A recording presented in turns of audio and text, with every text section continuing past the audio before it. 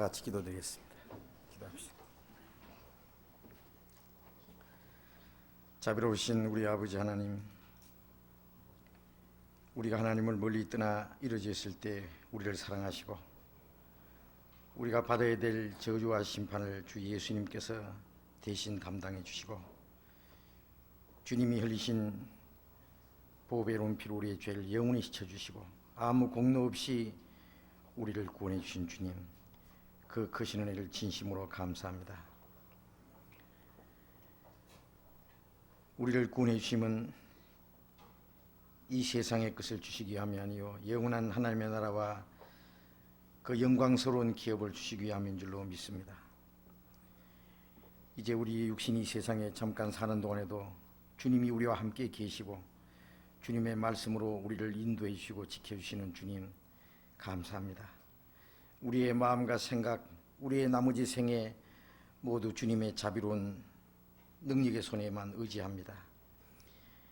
다시는 이 세상 헛된 것에 마음이 뺏기지 않고 죄악이 물들지 않도록 악한 자의 시험에 빠지지 않도록 우리를 지켜주시고 주님의 진리 가운데로 인도해 주셔서 우리의 모든 삶을 통해서 하나님께만 영광을 돌리고 또 우리에게 하라고 맡기신 일에 참으로 충성을 다하며 주님의 선하신 뜻 가운데 행할 수 있도록 인도해 주시옵소서. 이 시간도 우리가 주님의 말씀을 배우기 위해서 또 모였습니다. 우리 가운데 주님이 같이 계시고 여기에 모인 우리 각 사람 마음과 생각 모두 주 성령께서 감찰하시고 인도해 주셔서 우리에게 꼭 필요한 말씀으로 채워주시고 주님이 주시는 그 말씀이 우리의 행할 길을 가르쳐 주시고 우리를 진리 가운데로 하나님께로 더욱 인도해 주시옵소서. 이 시간 온전히 주 성령께서 함께 하시길 간절히 의지하면서 주 예수님 이름으로 기도드렸습니다. 아멘.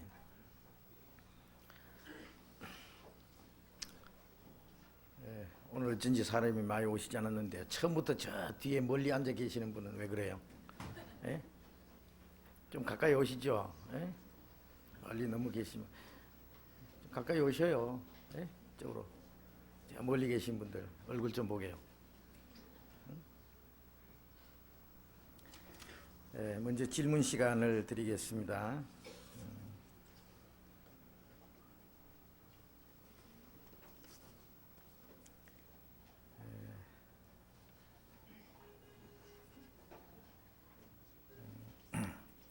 우리 수요일 저녁 시간에는 우리 성경 공부를 하는데 먼저 여러분이 성경을 배우시는 가운데 또 신앙생활을 하시는 중에 궁금하신 것 무엇이든지 질문해 주시면은 말씀으로 우리가 답을 얻고 함께 생각해 보는 그런 시간을 가집니다. 그러니까 궁금하신 게 있으면은 적어서 주시든지 아니면 직접 질문하셔도 좋습니다. 여기 질문 먼저 전도서 3장 13절 수고함으로 낙을 누리는 것이 하나님의 선물이라는 말씀의 뜻을 일러주십시오라는 질문인데 성경 찾아보겠습니다. 전도서 구약성경 전도서 3장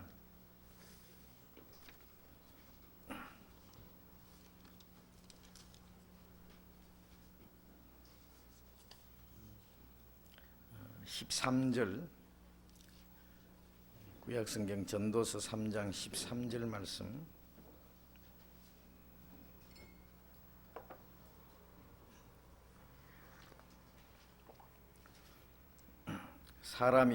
사람마다 먹고 마시는 것과 수고함으로 낙을 누리는 것이 하나님의 선물인 줄을 또한 알았도다. 이 말씀에서 수고함으로 낙을 누리는 것이 하나님의 선물이라는 말씀의 뜻을 일러주십시오 그랬습니다.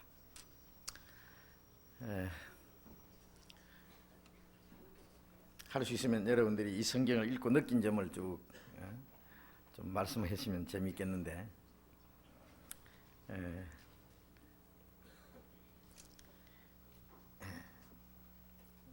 누구든지 사람마다 먹고 마시며 마시는 것과 수고함으로 낙을 누리는 것이 하나님의 선물인 줄을 알았도다 그랬는데요.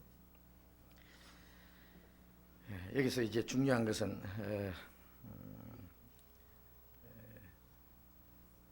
먹고 마시는 것과 수고함으로 낙을 누리는 것이 하나님의 선물이라는 말, 하나님의 선물이라는 그 말씀이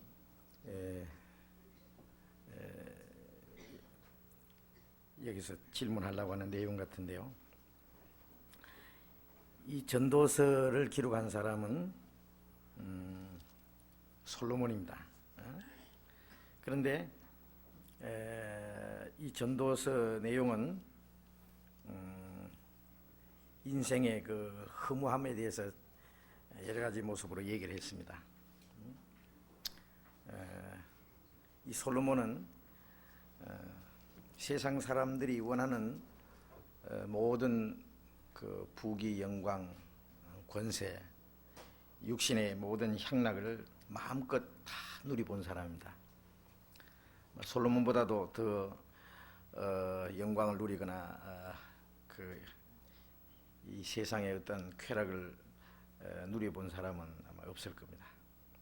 그런데 솔로몬은 그 예루살렘의 그 위대한 왕인 동시에 자기가 전도자라는 것을 아주 자랑스럽게 얘기를 했습니다. 하나님이 솔로몬에게 그 부귀 영광을 다 주신 것은 세상 사람들이 원하는 것을 한 사람에게 다 주셔서 그것을 다 누려보고 요즘 말로 그 소감을 한번 얘기해 보라 그래요. 예?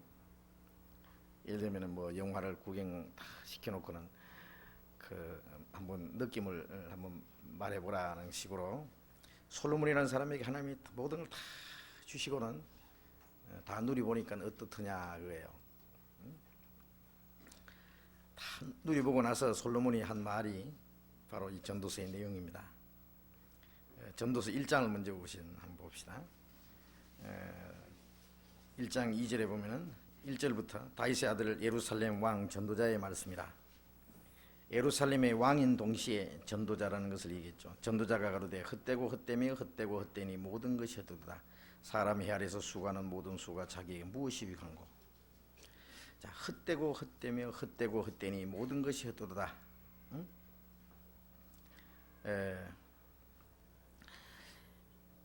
이 세상의 그 인생의 삶이라는 것이 모든 것이 헛되다는 것을 얘기를 했습니다. 그 다음에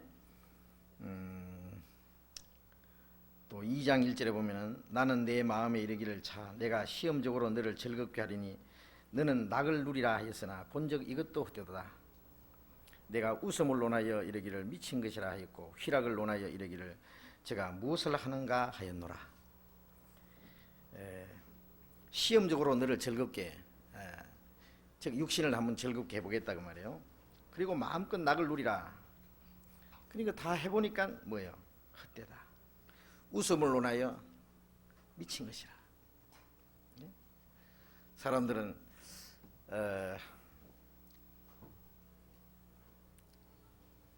육신의 어떤 즐거운 일들을 만들어 가지고 즐기고 웃어보고 합니다만은 그러나 그 마음 속에는 그 괴로움이 있는 거예요.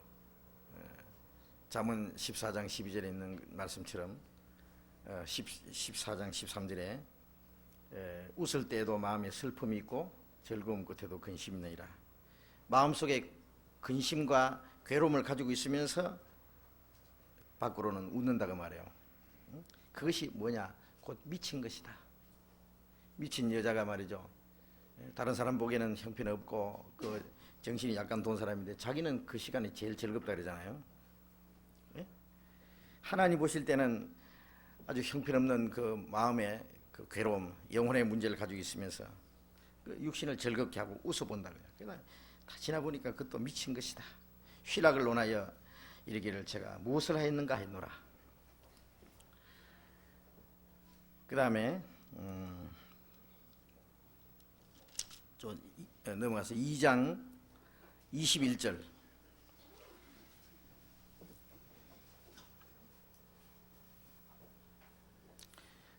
21절에 어떤 사람은 그 지혜와 지식과 재주를 써서 수고하였어도 그 얻은 것을 수고하지 아니한 자에게 업으로 끼치리니 이것도 헛된 것이라.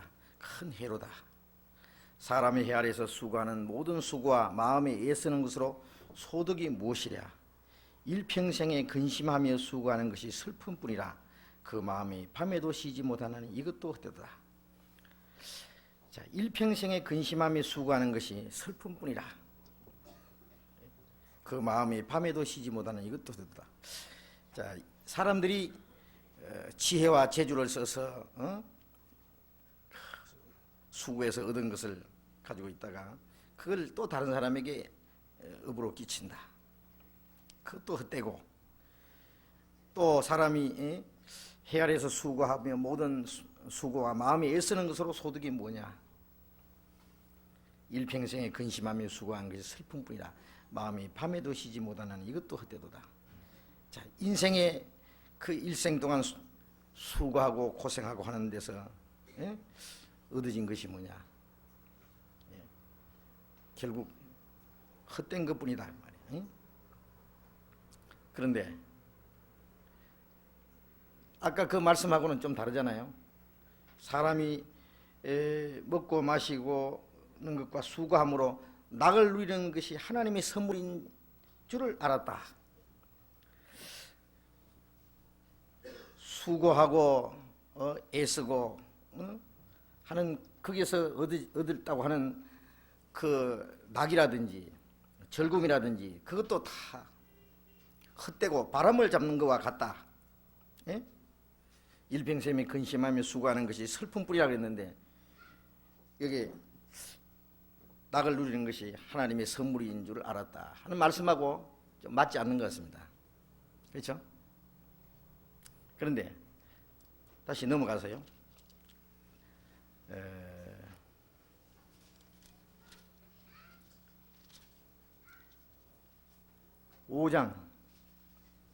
5장에 봅니다. 5장 18절 보겠습니다.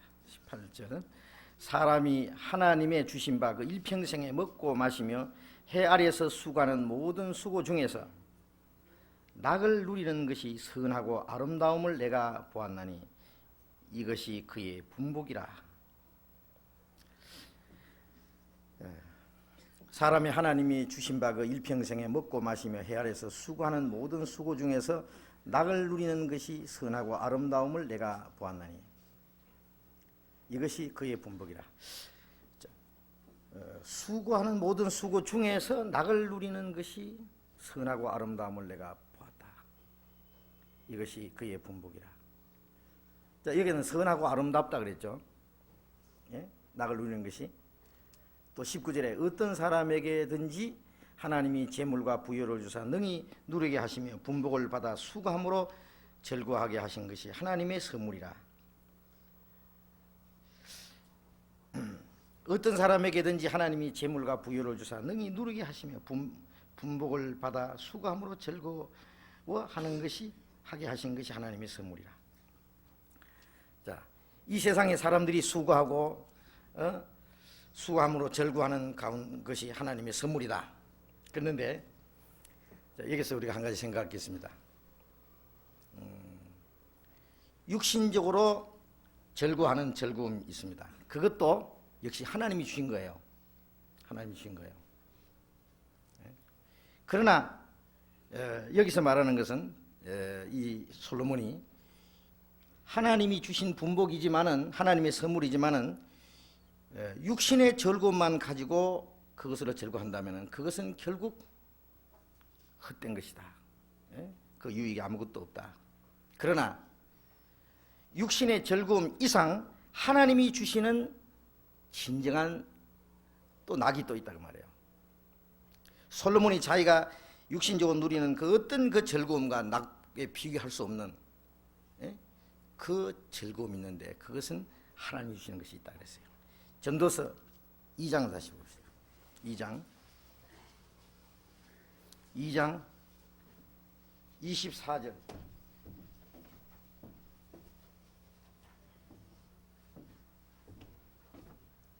2장 24절 같이 읽어보겠습니다. 사람이 먹고 마시며 수고하는 가운데서 심령으로 낙을 누리게 하는 것보다 나은 것이 없나니 내가 이것도 본즉 하나님의 손에서 나는 것이로다. 먹고 절구하는 일에 누가 나보다 성하랴. 자, 이게 이 말씀을 자세히 한번 보세요. 사람이 먹고 마시며 수고하는 가운데서 심령으로 낙을 누리게 하는 것보다 나은 것이 없나니 내가 이것도 본즉 하나님의 손에서 나는 것이다. 심령으로 낙을 누리게 하는 것보다 나은 것이 없다. 그런데 그것은 하나님의 손에서 나는 것이로다. 육신이 누리는, 육신이 어떤 물질을 얻어서 절구하는 그런 것이 있고, 또 심령으로 낙을 누리는 것이 있는데 그것은 하나님이 주시는 것이다. 먹고 절구하는 일에 누가 나보다 성하랴. 육신적으로 먹고 절구하는 일에 솔로몬보다 더 나을 자가 없다 그 말이에요. 그러나 하나님이 주시는 심령의 즐거움에 비교하면 아무것도 아니다, 그걸 말하는 겁니다. 그러면 먹고 즐거워하는 데서 얻어지는 육신의 낙하고 그보다 더 나은 심령으로 낙을 누리게 하는 심령의 낙, 하나님이 주시는 심령의 낙 있잖아요. 그것과 지금 비교해 놓은 거예요. 육신적으로 먹고 마시고 즐거워하는 것에는 솔몬보다, 나보다 더 나은 자가 누구냐 이렇게 말합니다, 자신 있게 솔로몬이. 그런데 하나님이 주시는 심령의 낙에 비하면은 내가 누리는 육신의 즐거움 이것도 아무것도 아니다, 그런 얘기입니다. 이 심령의 즐거움이 뭐겠어요? 예? 그게 뭡니까? 자, 그것이 이제 진짜 하나님의 선물입니다. 육신이 이 세상에서 즐거워하는 그것도 하나님의 선물이 아닌 건 아니에요. 응? 이 성경을 시편 17편을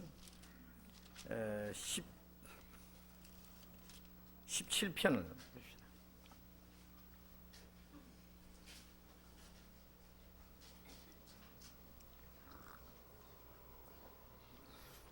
시편 17편 14절,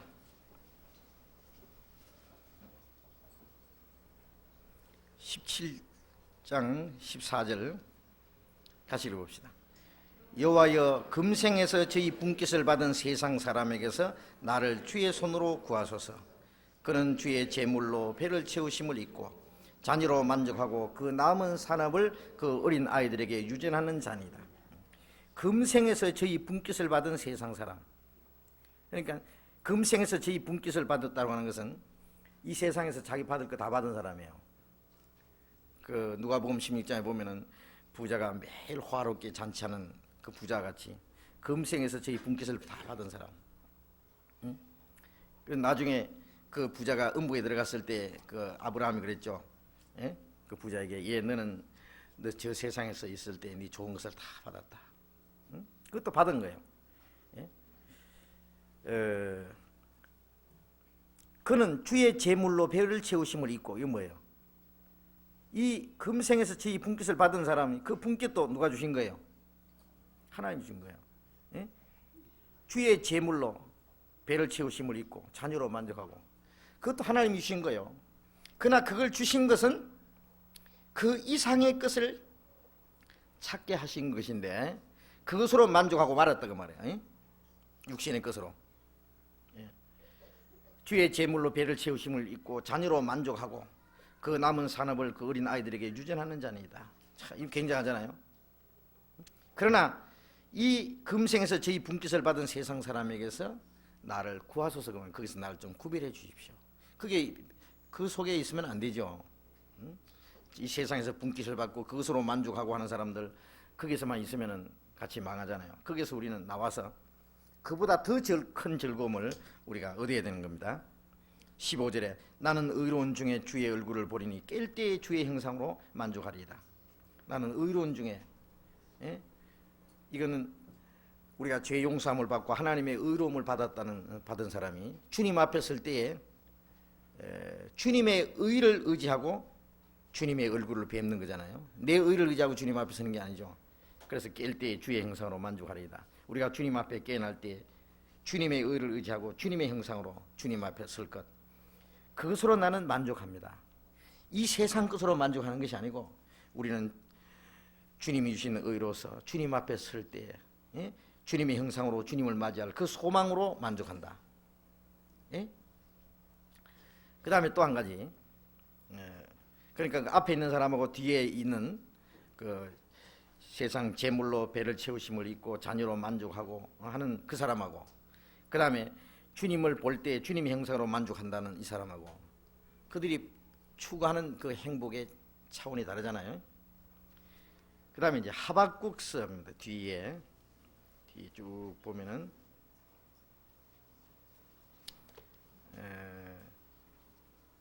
구약성경 1305페이지 1305페이지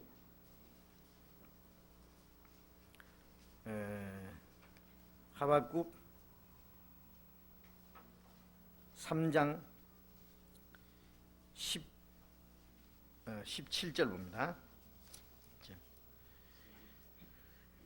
비록 무화과나무가 무성치 못하며 포도나무에 열매가 없으며 감람나무에 소출이 없으며 밭에 식물이 없으며 우리의 양이 없으며 외양간에 소가 없을지라도 나는 여호와를 인하여 즐거워하며 나의 구원의 하나님을 인하여 기뻐하리로다. 여기에 이 사람은 뭐 없는 것뿐이에요. 무화과나무 무성치 못하고 포도나무 열매가 없고 감람나무 소출이 없고 밭에 식물이 없고 외양간에 양이 없고 우리의 양이 없고 외양간에 소가 없고, 요즘에 말하자면 집도 없고 돈도 없고 뭐 저금 통장도 없고 직장도 없고 하여튼 없는 것뿐이에요. 그런데 이 사람이 있는 게 있죠. 나는 여호와를 인하여 즐거워하며 나의 구원의 하나님을 인하여 기뻐하리로다. 주님으로 말미암아 기뻐하는, 주님이 구원해 주신 은혜로 말미암아만 기뻐하는 사람 있잖아요. 자, 이 사람이 만족하는 건 또 다릅니다. 기뻐하는 것. 자, 그러니까 하나님이 주시는 선물, 심령의 낙을 누리는 그 선물. 자, 이 세상 사람들이 육신적으로 얻어서 즐거워하는 것도 그것도 하나님이 주신 선물인데 그 이상의 선물이 또 있어요. 그것만 가지고 만족하면 그것도 하나님이 주신 것이니까 선물은 선물입니다. 그러나 그것으로 만족하면은 그것은 하나님 앞에 그 영혼이 이루어지는 거죠. 그 육신의 것을 주신 것은 그 모든 걸 주신 하나님을 경외하고 또 육신의 것으로는 진정으로 만족이 없다는 것을 알고 그 이상의 것을 찾게 하기 위한 것인데, 하나님이 사람에게 무엇을 사모하는 마음을 주셨다고요? 영혼을 사모하는 마음을 주셨습니다.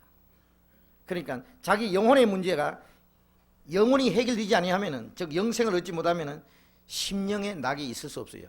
진정한 만족이 있을 수 없죠. 기쁨이. 그 다음에 또 시편에 또 돌아가서 봅니다. 시편 4장 7절.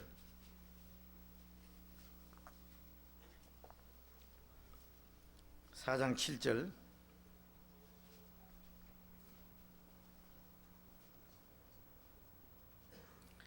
7절) 같이 읽어봅시다. 주께서 내 마음에 두신 기쁨은 저희의 곡식과 새 포도주에 풍성할 때보다 더하니이다. 주께서 내 마음에 두신 기쁨은, 솔로몬이 말한 대로 먹고 마시고 수고하는 가운데서 심령으로 낙을 누리는 것보다 더 나은 것이 없다. 이것은 하나님이 주신 것이다.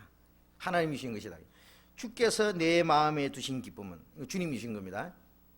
주께서 내 마음에 두신 기쁨은 저희의 곡식과 새 포도주에 풍성할 때보다 더하니이다. 이 세상 사람들이 양식이 풍족하고 새 포도주라는 것은 이 세상의 즐거움들입니다. 포도주는 마음을 즐겁게 하는 것이라고 했으니까 세상적으로 즐거워하는 그것보다도 더 좋다. 그러니까 이 솔로몬이 하나님께서 내 마음에 주신 이 심령의 즐거움 보다도 나은 것이 무엇이냐 그랬잖아요. 그것이 진정한 하나님의 선물일 수 있습니다. 만일 육신의 즐거움만 가지고 산다면 그것은 진정한 하나님의 선물이라고 할 수 없어요. 우리 영혼이 구원받을 때 이 심령의 즐거움은 영혼이 구원받을 때 우리 속에 이루어지는 거예요. 이건 없어지지 않는 겁니다. 이 세상 것이 다 없어져도 아까 하박국 선지자가 말한 것처럼 아무것도 없고 내 육신이 병들어서 죽을지라도 주님이 나와 같이 계시고 내 영혼 속에 주신 이 기쁨 이건 없어지지 않는 거예요. 그것은 천국에 들어가는 표입니다. 요한복음 14장 27절에 내가 내 평안을 너희에게 주느니 내가 주는 평안은 세상이 주는 것 같지 아니하니라. 세상이 주는 그 평안과는 전혀 다른 내 기쁨을 너희 안에 있어 너희 기쁨을 충만케 함이라. 주님이 주시는 기쁨 그는 세상이 주는 기쁨과는 전혀 다르죠. 그것이 하나님이 주시는 선물입니다. 우리가 이 세상에 먹고 마시고 수고하고 고생하고 이 육신이 사는 것은 정말 피곤하고 괴로워요. 가난한 사람은 가난한 대로 고생이 있고 부자는 부자대로 고민이 있고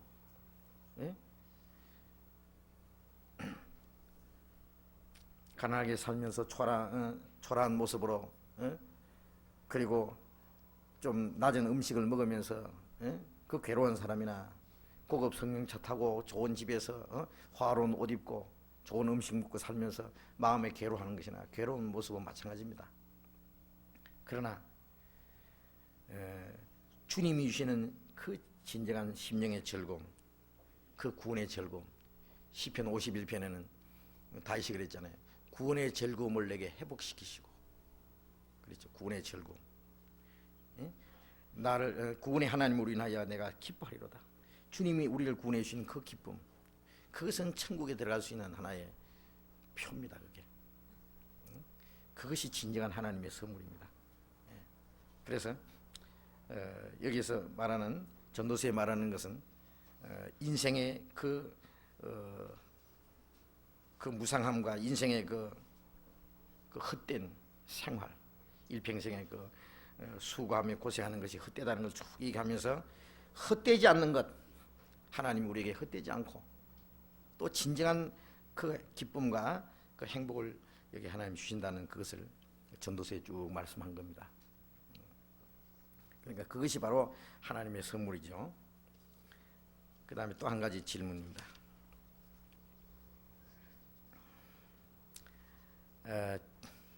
목사님, 저는 이번 집회에서 구원받은 사람입니다.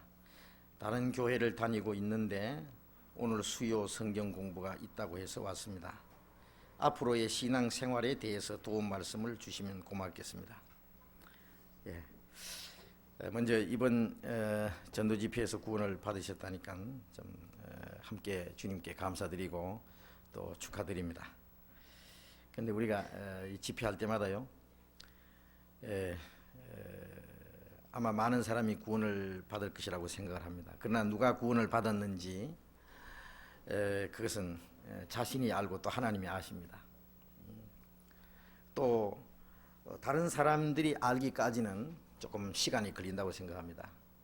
저는 전도를 해가지고 구원 받았습니까? 구원 받은 사람 손 들어 보십시오라든지 구원 받은 걸 좀 간증을 해 보십시오. 이러면은 이제 구원 받았다고 손을 든다든지 간증을 할 때에 보면은 그 아주 확신이 있는 모습을 보면은 구원 받은 것 같다는 생각이 들어요. 그러나 아직 100%는 아닙니다. 예? 그 나머지는 조금 시간이 흘러봐야 됩니다. 정말 그 사람이 구원을 받았는지. 그래서 씨를 뿌릴 때 혹은 길바닥에 돌짝밭에 또 가시덤불에 좋은 땅에 떨어졌다 그랬잖아요. 씨는 하나님의 말씀이요. 그 여러 가지 그 땅은 길바닥이나 돌짝밭이나 가시덤불이나 좋은 땅은 말씀을 받는 사람들의 마음 상태를 가르치는 겁니다. 예?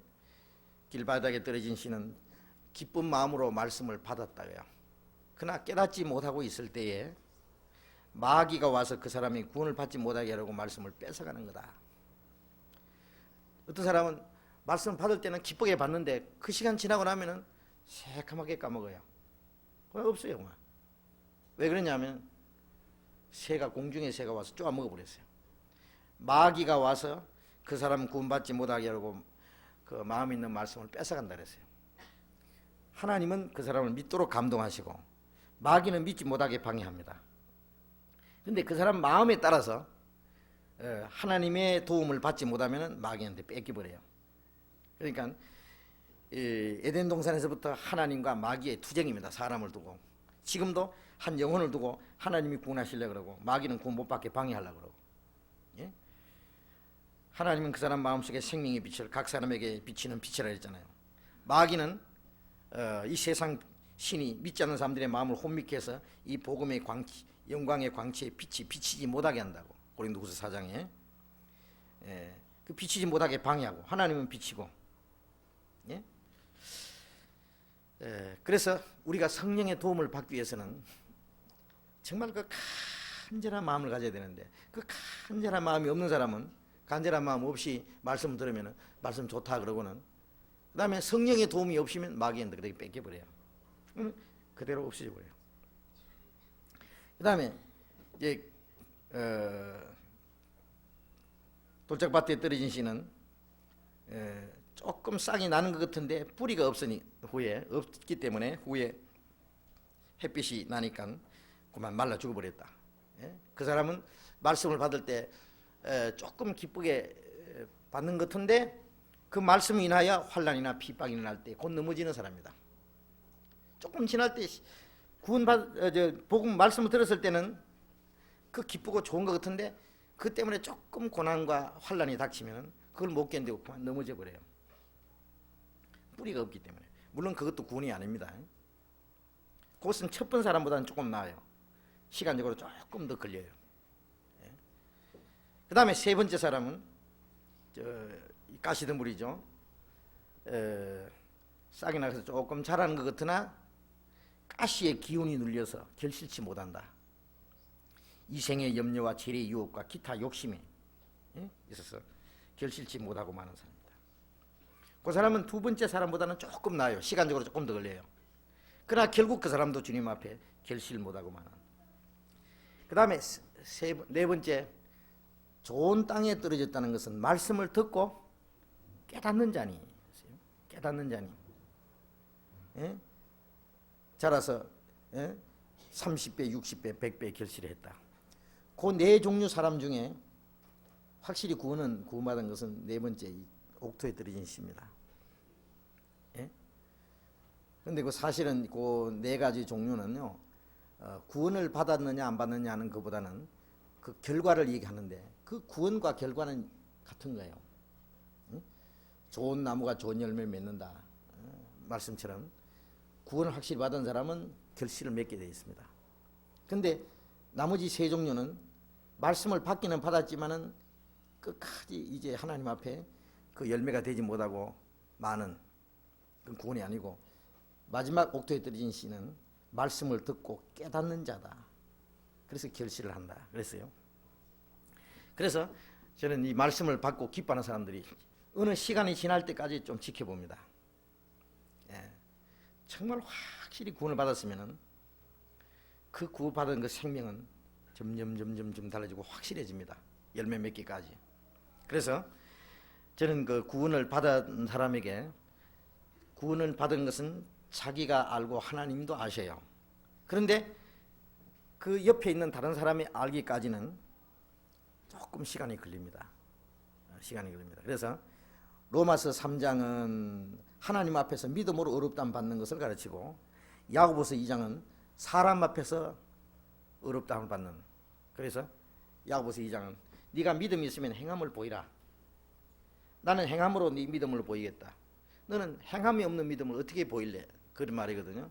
그럼 행함을 강조하는 성경이 아니고 믿음을 재진단하는 말씀입니다. 야고보서는. 그래서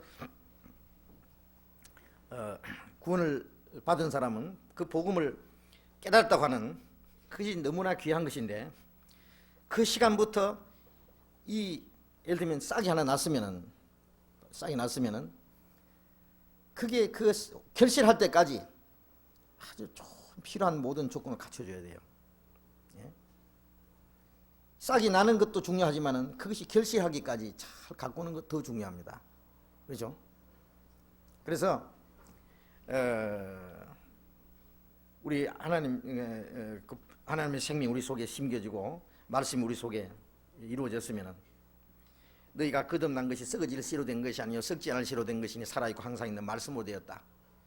이 하나님의 말씀이 내 속에 생명으로 이루어졌어요. 시작됐어요. 복음을 깨달을 때 성령께서 내 영혼 속에 하나님의 말씀을 심어주신 거예요. 예.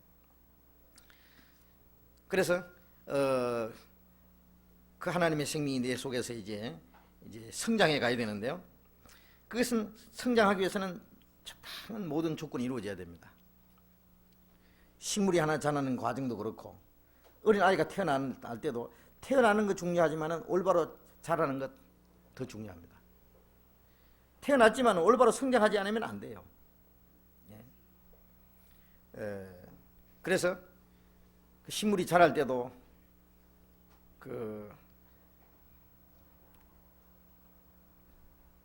바울은 심었고 아볼로는 물을 주었으되 하나님은 자라나게 하시느니라. 그런 말씀 있죠.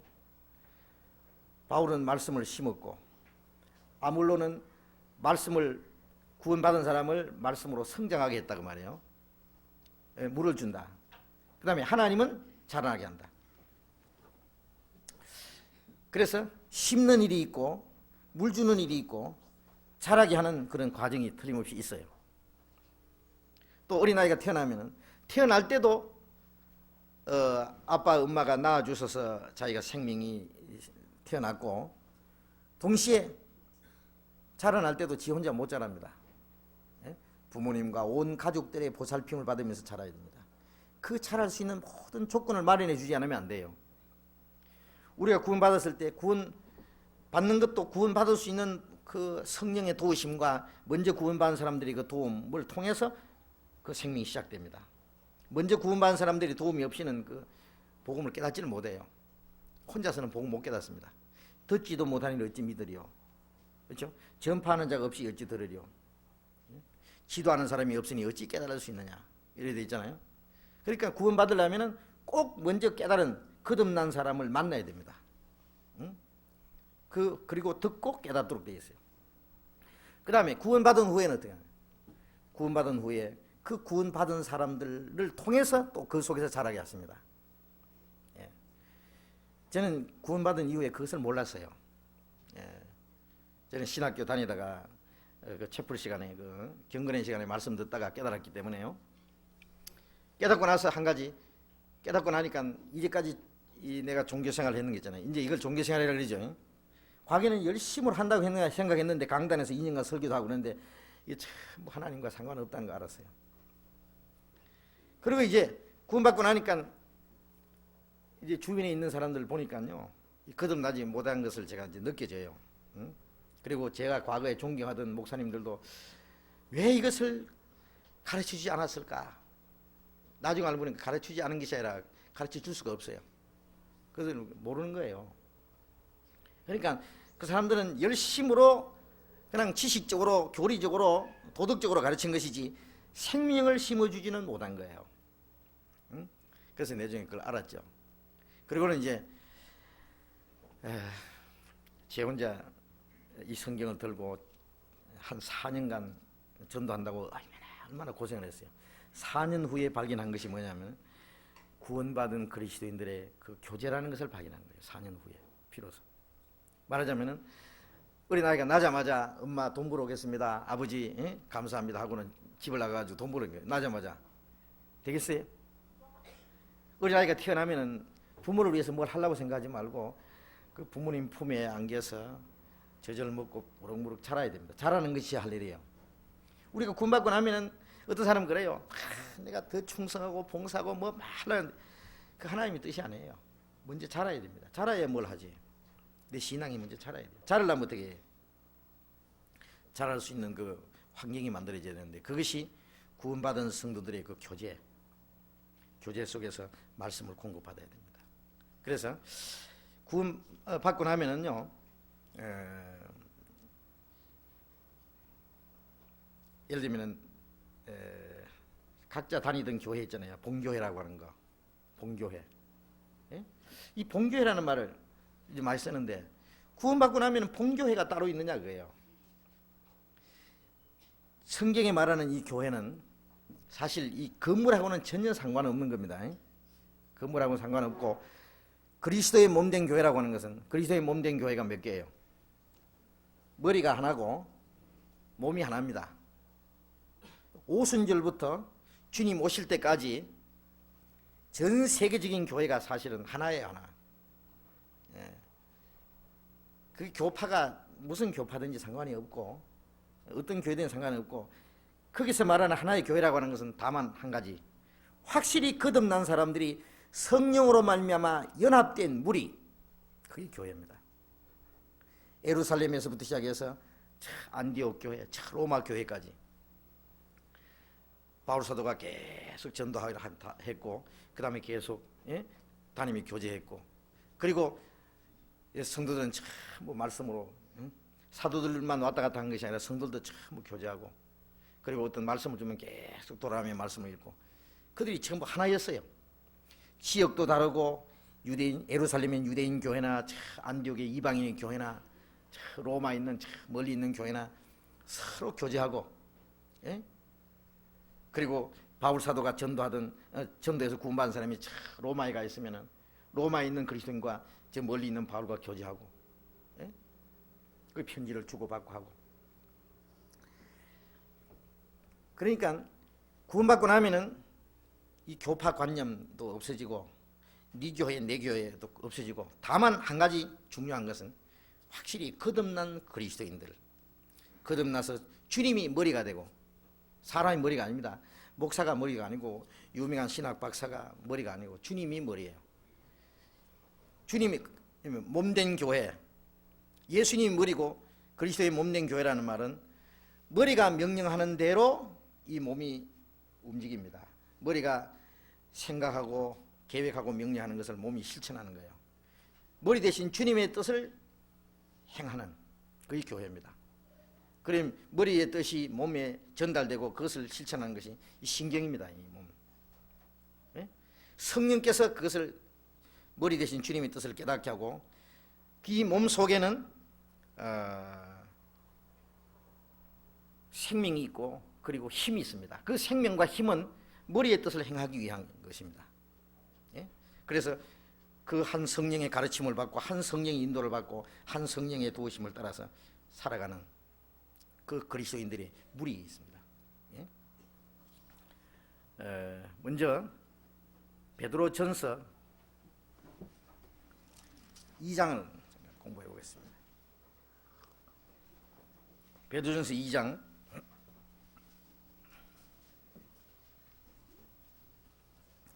베드로전서 2장 2절 같이 읽겠습니다. 갓난 아이들 같이 순전하고 신령한 젖을 사모하라. 이는 이로 말미암아 너희로 구원에 이르도록 자라게 하려 함이라. 갓난 아이들 같이 순전하고 신령한 젖을 사모하라.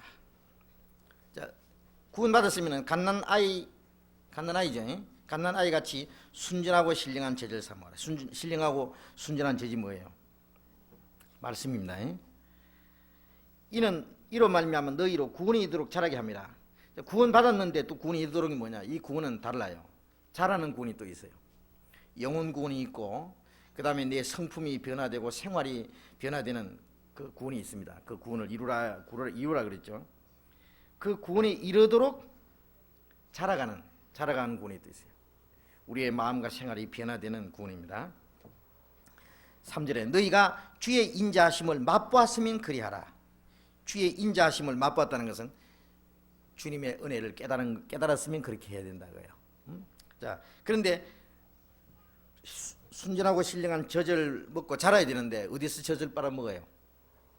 어린아이는 엄마 품에 안겨서 젖을 먹습니다. 젖이 아무 데나 있는 게 아니라 자기 엄마 젖꼭지를 엄마 품에 안겨서 젖을 먹고 먹어야 크지. 발가락 붙잡고 발가락 빨아봐야 안 돼요. 엄마 재지 어디 붙었어요? 예? 엄마 가슴에 붙었죠. 하나님의 적국지 어디 붙었어요? 예? 하나님의 적것은 이 엄마의 가슴은 엄마의 사랑입니다. 이 어린아이는 엄마의 사랑을 빨아먹고 그런 거예요. 엄마 사랑이 없으면 그 아이가 크겠어요? 젖만 먹습니까? 엄마가 얼마나 사랑해요. 이 젖을 먹는다는 엄마의 사랑을 빨아먹고 그런 거예요. 하나님의 가슴이 어딘지 아세요? 하나님의 사랑이 있는 이루어지는 곳이. 혼자 성경 읽어도 안 깨달아집니다. 순진하고 신령한 제자를 사모하라. 그러니까 매일 성경 읽고 매일 성경 막 외우고 그건 물론 좋죠. 그러나 그런다고 깨달아지는 게 아니에요.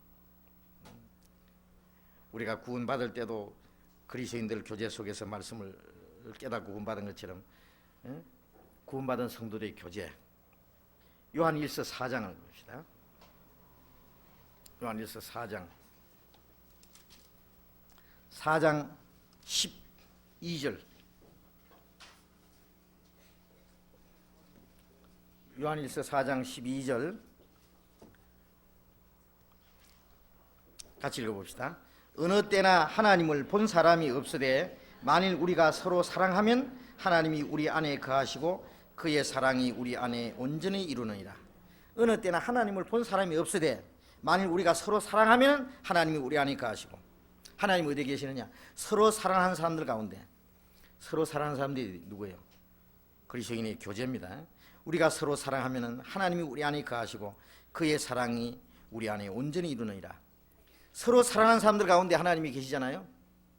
사랑이 그 안에서 이루어지고 그 구원받은 성도들이 서로 사랑하는 거기가 바로 하나님의 가슴이고 그 안에서 주님의 말씀이 깨달아지는 거예요. 요한일서 1장 3절 1장 3절 또 같이 읽어봅시다. 우리가 보고 들은 말을 너희에게도 전함은 너희로 우리와 사귐이 있게 하려 함이니 우리의 사귐은 아버지와 그 아들 예수 그리스도와 함께함이라. 이 요한 1서를 기록한 목적은 우리가 이것을 너희에게 전함은 너희로 우리와 사귐이 있게 하려 함이라. 우리의 사귐은 아버지와 그 아들 예수 그리스도와 함께함이라. 신앙생활이라는 것은 그리스도인들의 그 사귐입니다. 교제. 구원받기 전에는 그런 교회당 왔다 갔다 하는 종교생활이에요.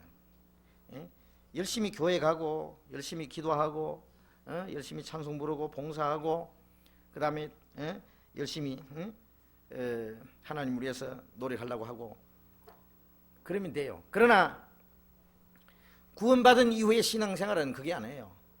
구원받은 이후의 신앙생활은 구원받은 성도들과의 그 교제입니다. 사귐, 펠로십이라 그러죠. 그걸 가르쳐서 교회라 그래요. 교회라는 말이나 교제라는 말이나 그리스도인의 사귐이라는 말이나 똑같은 말입니다. 그 교제. 그러니까 내가 교제하는 사람들이 정말 거듭난 사람인지, 거듭난 사람은 거듭난 사람들과 교제를 해야 돼요.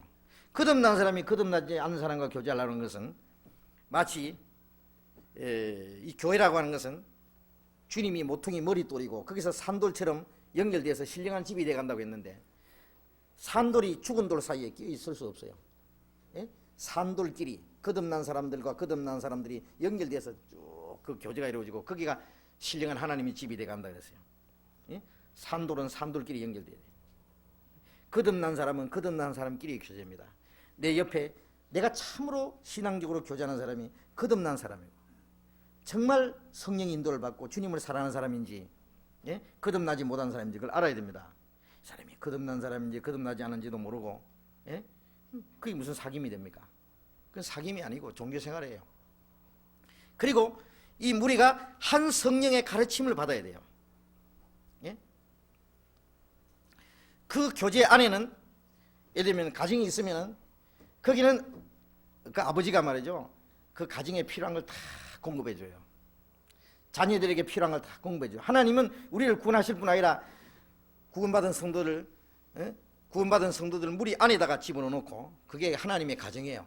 보이지 않는 하나님의 아버지 계시고 그게 성령이 계시고 그리고 주님과 함께하는 그 교제가 있어요.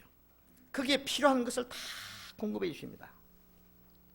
우리 그리스도인들이 필요한 모든 신령한 은혜를 다 공급해 주신다고 그 가운데서 고린도전서 1장을 고린도전서 1장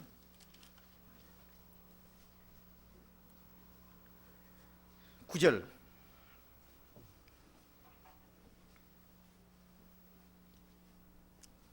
고린도전서 1장 9절 같이 읽읍시다. 너희를 불러 그의 아들 예수 그리스도 우리 주로 더불어 교제케 하시는 하나님을 미쁘시도다. 너희를 불렀다는 것은 죄악에서 불러냈다, 구원했다는 거예요. 우리가 구원을 받을 때 주님의 말씀을 듣고 깨달을 때에 주님의 부르심에 대답한 거예요. 너희 죄를 빽빽한 구름에 사라진 같이 네 죄를 안개에 사라진 같이 도말하였으니 너는 내게로 돌아오라. 내가 너를 구속하였습니다. 그 주님의 부르심이죠. 그 말씀을 듣고 깨달은 것이 주님의 부르심에 대답한 거예요. 그 다음에 너희를 불러 그의 아들 예수 그리스도 우리 주로 더불어 교제. 하나님 우리를 불러내가지고 주님과 더불어 뭡니까? 주님과 함께하는 교제. 뭐 더불어 사는 사회라 그러잖아요. 이 세상에서 혼자는 못 살잖아요. 처음에는 부모님과의 교제, 형제와의 교제, 그 다음에 학교에 가면은 그 학우들과의 교제, 그 다음에 직장에 가면 직장 동료들끼리의 교제, 이 세상에 죽을 때까지 그 주변에 있는 교제. 그런데 그 교제가 어떤 사람과 교제하느냐 하는 데 따라서 그 사람의 신분이 다른 거예요. 그 사람이 어떤 사람인지 알려면은요, 그 사람이 좋은 사람인지 나쁜 사람인지, 그 사람의 인격이 어떤 사람인지 알려면은 그 사람이 가장 가까운 교제하는 사람을 보면 알아요. 예? 그 사람이 가까이 하는 사람이 노름꾼인 것 같으면 그 사람 뭐예요? 그 사람도 노름지예요. 깡패 같으면, 깡패가 제일 가까운 친구면 깡패예요. 그 사람. 그 사람 가까운 사람, 친한 사람들이 정말 그 인격적으로 훌륭한 사람인 것 같으면 그 사람도 훌륭한 사람이에요. 지혜자와 동행하면 지혜를 얻고 미련한 자와 동행하면 해를 입느니라.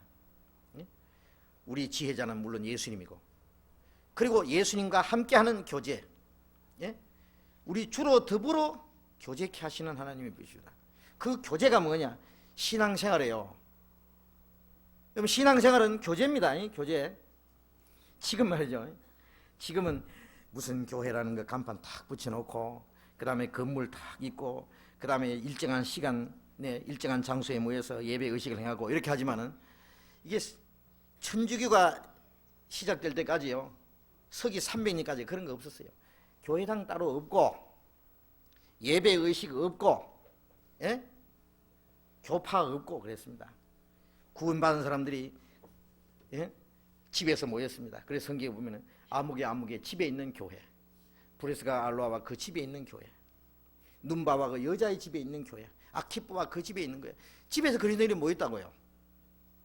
뭐 집이든지 뭐 굴속이든지 상관없죠. 카타콤 굴속에서는 박해 시대는 굴속에서 그리스도인들이 모여서 캄캄한 데서 그 교제하고 신앙을 지키고, 그들이 모여서 교제하고 말씀 배우고 서로 사랑하고 또 복음 전하고, 그 교제하는 생활이에요. 생활. 이 신앙생활은 생활이지 어떤 그 규칙적인 종교 생활이 아니에요. 생명의 활동이에요. 생명을 받았으면 생명의 활동이에요. 구원받은 사람끼리의 교제. 우리가 구원받았으면, 자, 구원받았으니 고맙다, 구원받은 사람이 뿔뿔이 흩어져요. 그게 무슨 구원이에요? 구원을 받은 것이 확실하면은, 구원받은 사람이 정말 한 형제고 자매면은 말로만 형제 자매예요. 진짜 형제 자매예요. 천국 가서 영원히 같이 살 사람들이에요. 근데 형제 자매가 왜 나누어집니까? 천국 가서 영원히 같이 살 사람들이 왜 땅에서는 같이 못 살아요? 우리가 함께 교제하는 것이 무슨 목사님을 중심해서 교제를 합니까? 무슨 교파 이름을 걸어놓고 그 교파 이름 밑에서 교제하는 겁니까? 무슨 무슨 사상 밑에서 교제하는 것도 아니고, 어떤 돈 많은 사람 밑에서 우리가 어떤 육신적인 조건이 좋아서 교제하는 것도 아니고, 구원받았다는 이유 때문에 같은 하나님 아버지, 한 형제 자매, 같은 소망과 같은 삶의 목적을 가지고 있기 때문에 이제는 생사고락을 같이 해야 되는 형제 자매예요. 진짜 그게 교제입니다. 내가 새 계명을 주노니 서로 사랑하라. 내가 너희를 사랑하지 서로 사랑하라. 너희가 서로 사랑하면 모든 사람이 너희가 내 제자인 줄 알리라. 서로 사랑한다는 게 뭐예요? 사랑이라는 것은 하나입니다. 부부끼리도 사랑이 깨지면 두 쪽이에요. 생판 다른 남자와 여자가 성격도 다르고 같은 다른 환경에서 모든 것이 다른 거기에서 이 두 사람이 하나가 되는 것은 사랑입니다. 예? 구원받은 사람들이 서로 사랑하는 게 뭐예요? 하나예요. 말씀 안에서 하나, 사랑 안에서 하나, 한 성령 안에서, 예? 한 가지 목적을 위해서 하나가요. 이게 깨지면은, 그래서 에베소서 4장 3절에 성령이 하나 되게 하신 것을 힘써 지키라. 구원받고 나면 성령이 하나라는 거 알아요. 구원받은 사람은 하나예요. 예? 이제 이게 흩어지면 안 돼요. 여기서 구원받은 사람들은 이제는 교파, 뭐 과거에 무슨 교파든지 무슨 상관이에요. 교파라는 것은 자, 침례교인끼리만 모여라, 감리교인끼리만 모여라, 장로교인끼리만 모여라. 장로교도 뭐 얼마나 많아요. NA끼리 모이자, 에큐메니칼끼리 모이자, 이런 넥타이 맨 사람만 모여라. 원피스 입은 사람끼리 모이자, 파마한 사람끼리 모이자, 이런 거 한 가지예요. 원피스를 입었든지 토피스를 입었든지 넥타이를 맸든지 잠바를 입었든지 이게 무슨 상관이냐고. 예? 이제는 그거는 아무 상관이 없는 거예요. 예. 우리 사실요, 저 이름 붙여라 그러면은요, 대한예수교 침례, 그거하고 우리하고 아무 상관도 없어요. 그것은 문패 붙이는 게, 자기 식구 보려고 문패 붙이는 사람 봤어요? 자기 식구 보라고 붙이는 게 아니라 남 보라고 붙이는 거예요. 이거는 아무것도 안 붙여놓으면 이상하게 생각하니까. 예? 아무렇게나 하나 적당한 거 붙이다 보이 저런 거 하나 붙은 거예요.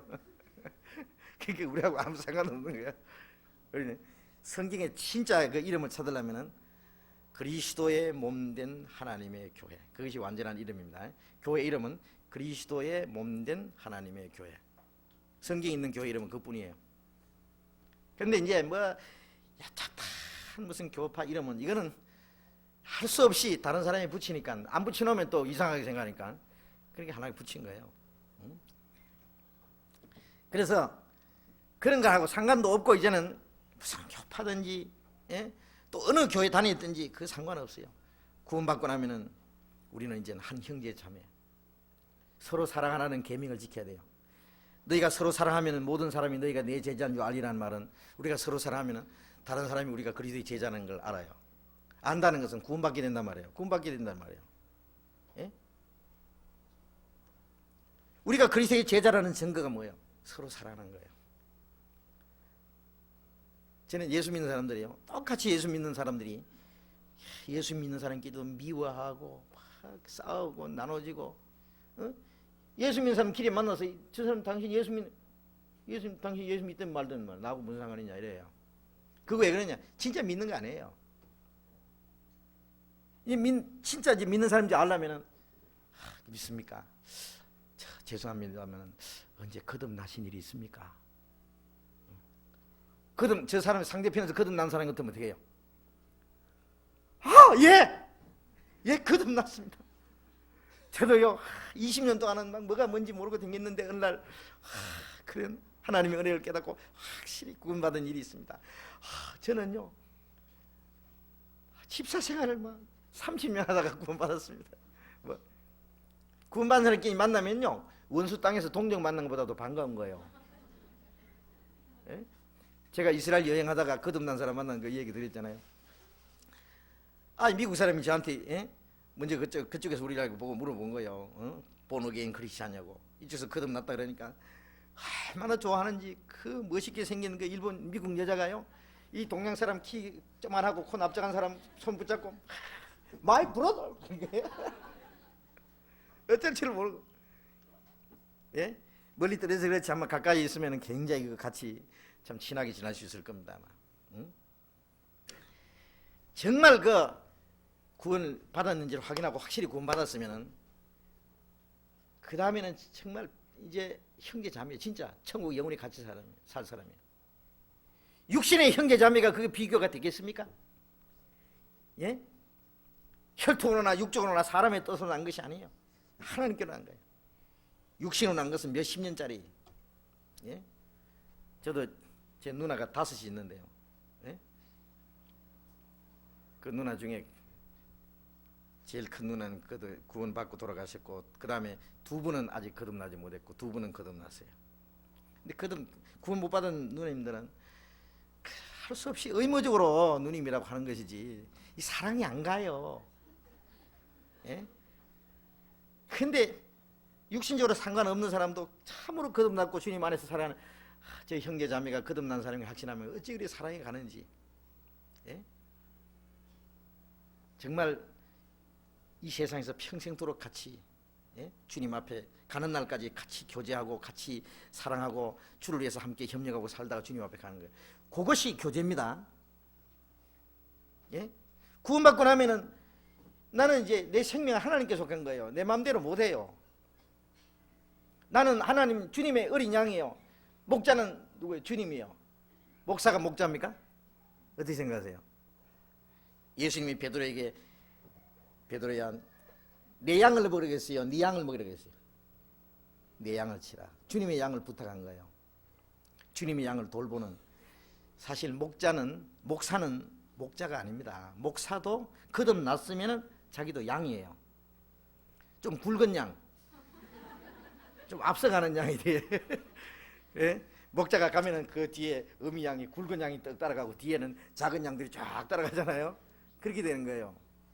물론 이제 그 주님이 그 양무리를 먹이는, 예? 그 책임을 또 그 직책을 맡겨요. 그것도 거듭난 사람, 정말 주님이 세우신 일꾼들이 그런 거예요. 그러나 진정한 의미에서는 목사도 양이고 우리 다 주님의 양이고 우리 목자는 주님뿐이에요. 그래서 내 양은 내 음성을 듣고 저희는 나를 알며 나를 따르니라. 타인의 음성은 듣지 않으니 도리어 도망하느니라. 양은 목자 음성을 알고 따라갑니다. 양도 나를 알고 나도 양을 아는 것이, 아버지가 나를 알고 내가 아버지를 아는 것과 같다.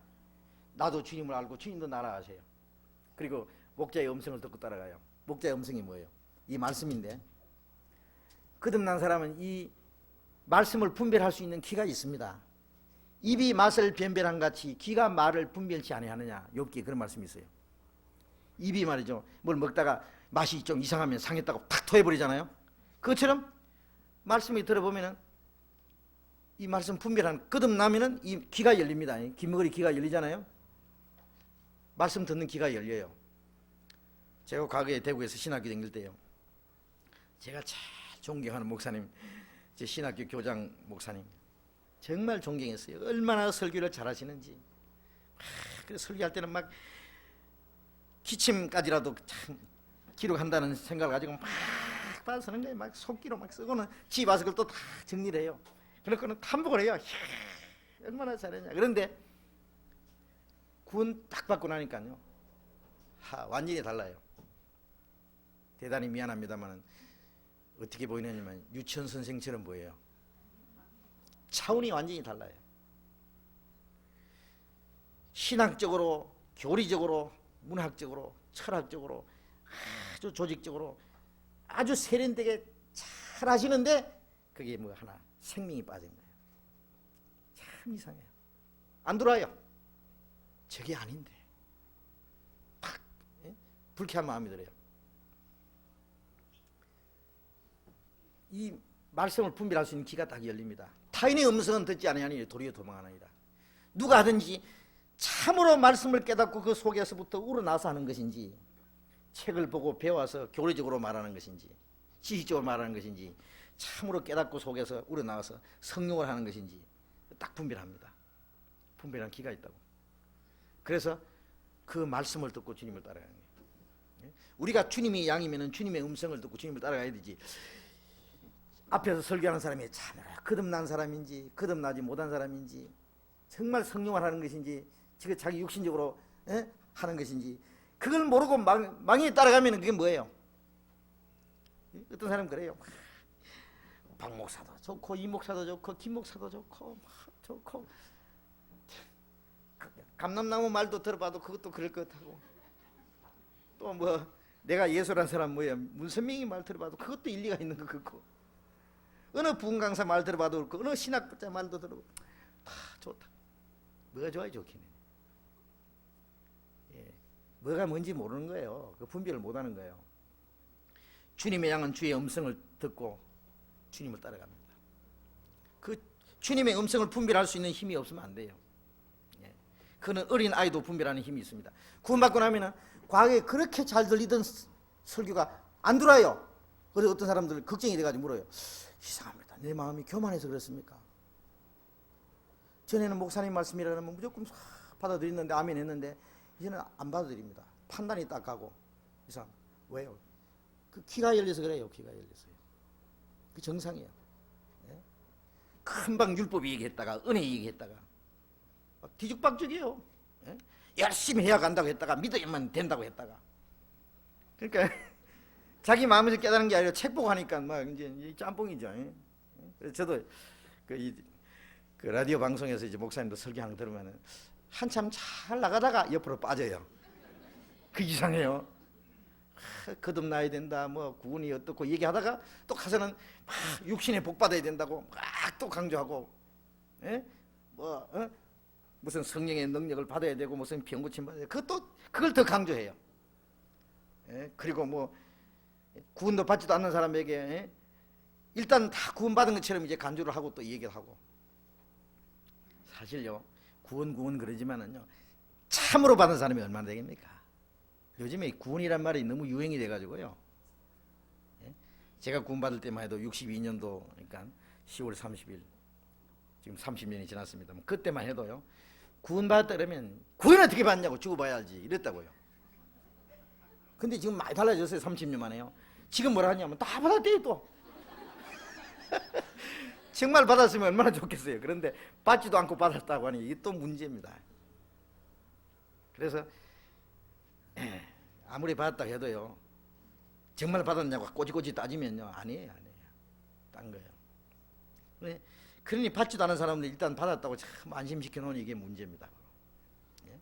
그 사람 지옥 보내는 거예요. 바로 구원 안 받은 사람은 구원 안 받은 줄 알아야 구원받을 기회가 있죠.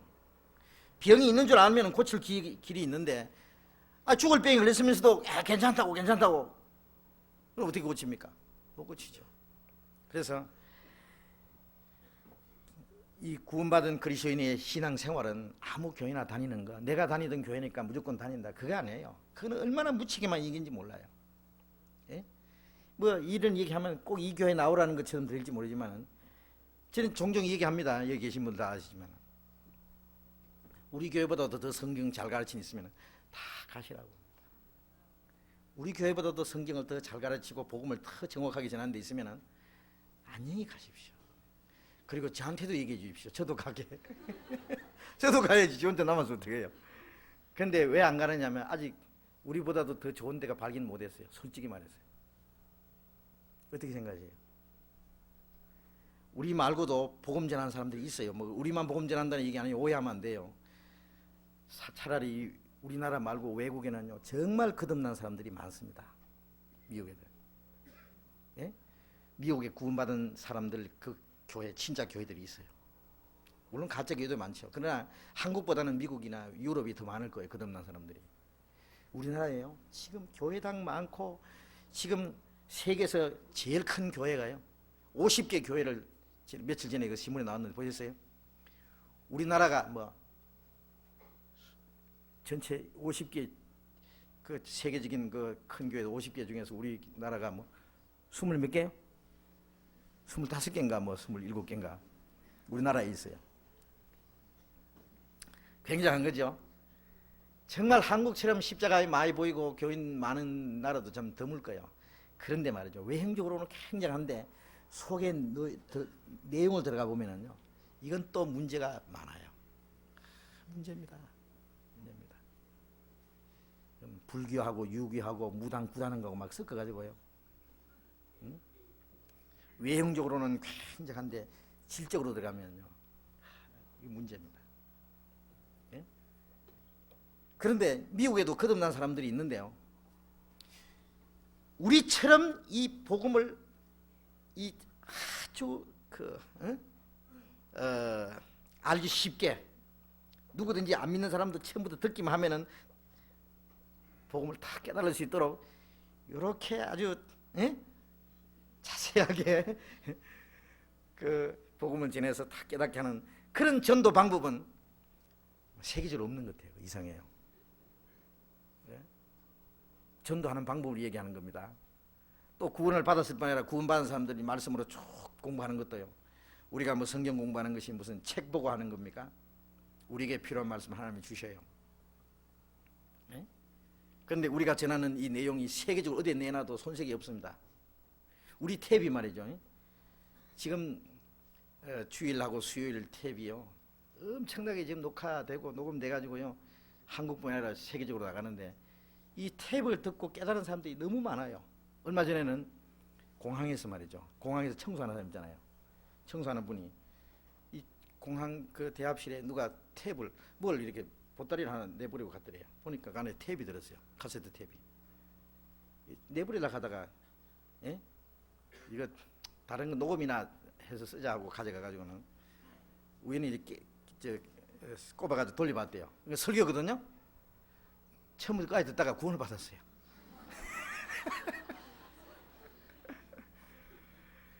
뭐 별 사람 다 있죠. 지난번에는 전당포에다가 그 비디오를 맡겨놨는데 비디오 안에 녹음 탭이 하나 꼽혀 있는 거예요. 이 설교 탭이. 그 탭을 듣고는 너무 좋아가지고 그 비디오 맡긴 사람에게 또 없느냐고. 그래가지고 갖다 준 거예요. 그런데 그거 듣고 다른 자매가 깨달아. 여기 구원받은 사람이 영역에서 구원받은 사람이 있죠. 이게. 그래가지고 거기서 그분도 구원을 받고 그 다음에 그 탭을 빌려가지고 옆에서 딴 사람 줬어요. 구원받고. 이상한 방법으로 전해져가지고 탭만 들어도 구원받아요. 처음부터 쫙 순서로 들으면요 간절한 마음으로 듣기만 하면은 그 듣고도 깨달아요. 탭 듣고 구원받는 사람 많아요. 근데 이런 얘기 하면은요 탭 듣고 어떻게 구원받느냐고 그런다고. 저도 옛날에는 그거 안 믿었어요. 직접 전도해야 구원받지 어떻게 탭으로 구원받냐 그러는데 구원받고 그 사람이 완전히 변화돼서 확실한데 그걸 누가 부인할 겁니까? 그래서 이렇게 정확하게 복음 전하는 거는요 이건 성령의 역사가 아니고 무엇이냐고요. 그래서 이 교회는 참으로 거듭난 사람들이 구원받은 사람들이 계속 일어나는 것이 주님이 그 가운데 같이 계신다는 증거입니다. 그것이 증거고 또 구원받은 사람들이 서로 사랑하고 교제하고 그것이 있기 때문에 밖으로 복음 전해지는 거예요. 어떤 사람 우리에게 하는 말이 그 사람들 우리 보고 하는 사람들 구원은 잘 전한다고. 구원은 잘 전하는데 구원받은 이후에 신앙생활을 우리한테 배워야 된다고 그래요. 근데 그 사람들은 구원받는 역사 안 일어나거든요. 근데 신앙생활은 자기들한테 배워야 된다. 그래서 우리는 그런 말을 했어요.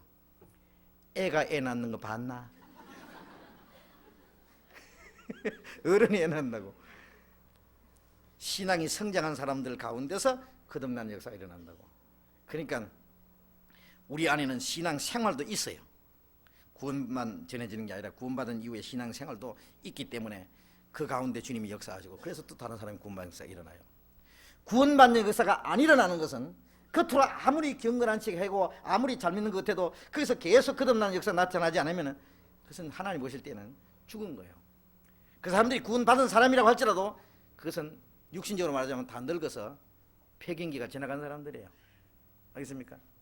역사 안 있나요? 그 신앙생활이 잘못된 거예요. 말하자면 완전히 고목나무 된 거예요. 그래서 구원받은 사람은 구원받은 사람들의 교제, 거기가 주님의 몸된 교회고 거기가 말하자면 본교회고 거기에 붙어서 말씀을 배우고 거기서 계속 주님의 생명을 공급받아야 됩니다. 요한복음 10장 한 것을 더 봅시다.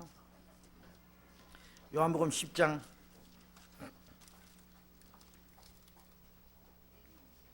10절 요한복음 10장 10절 같이 읽겠습니다.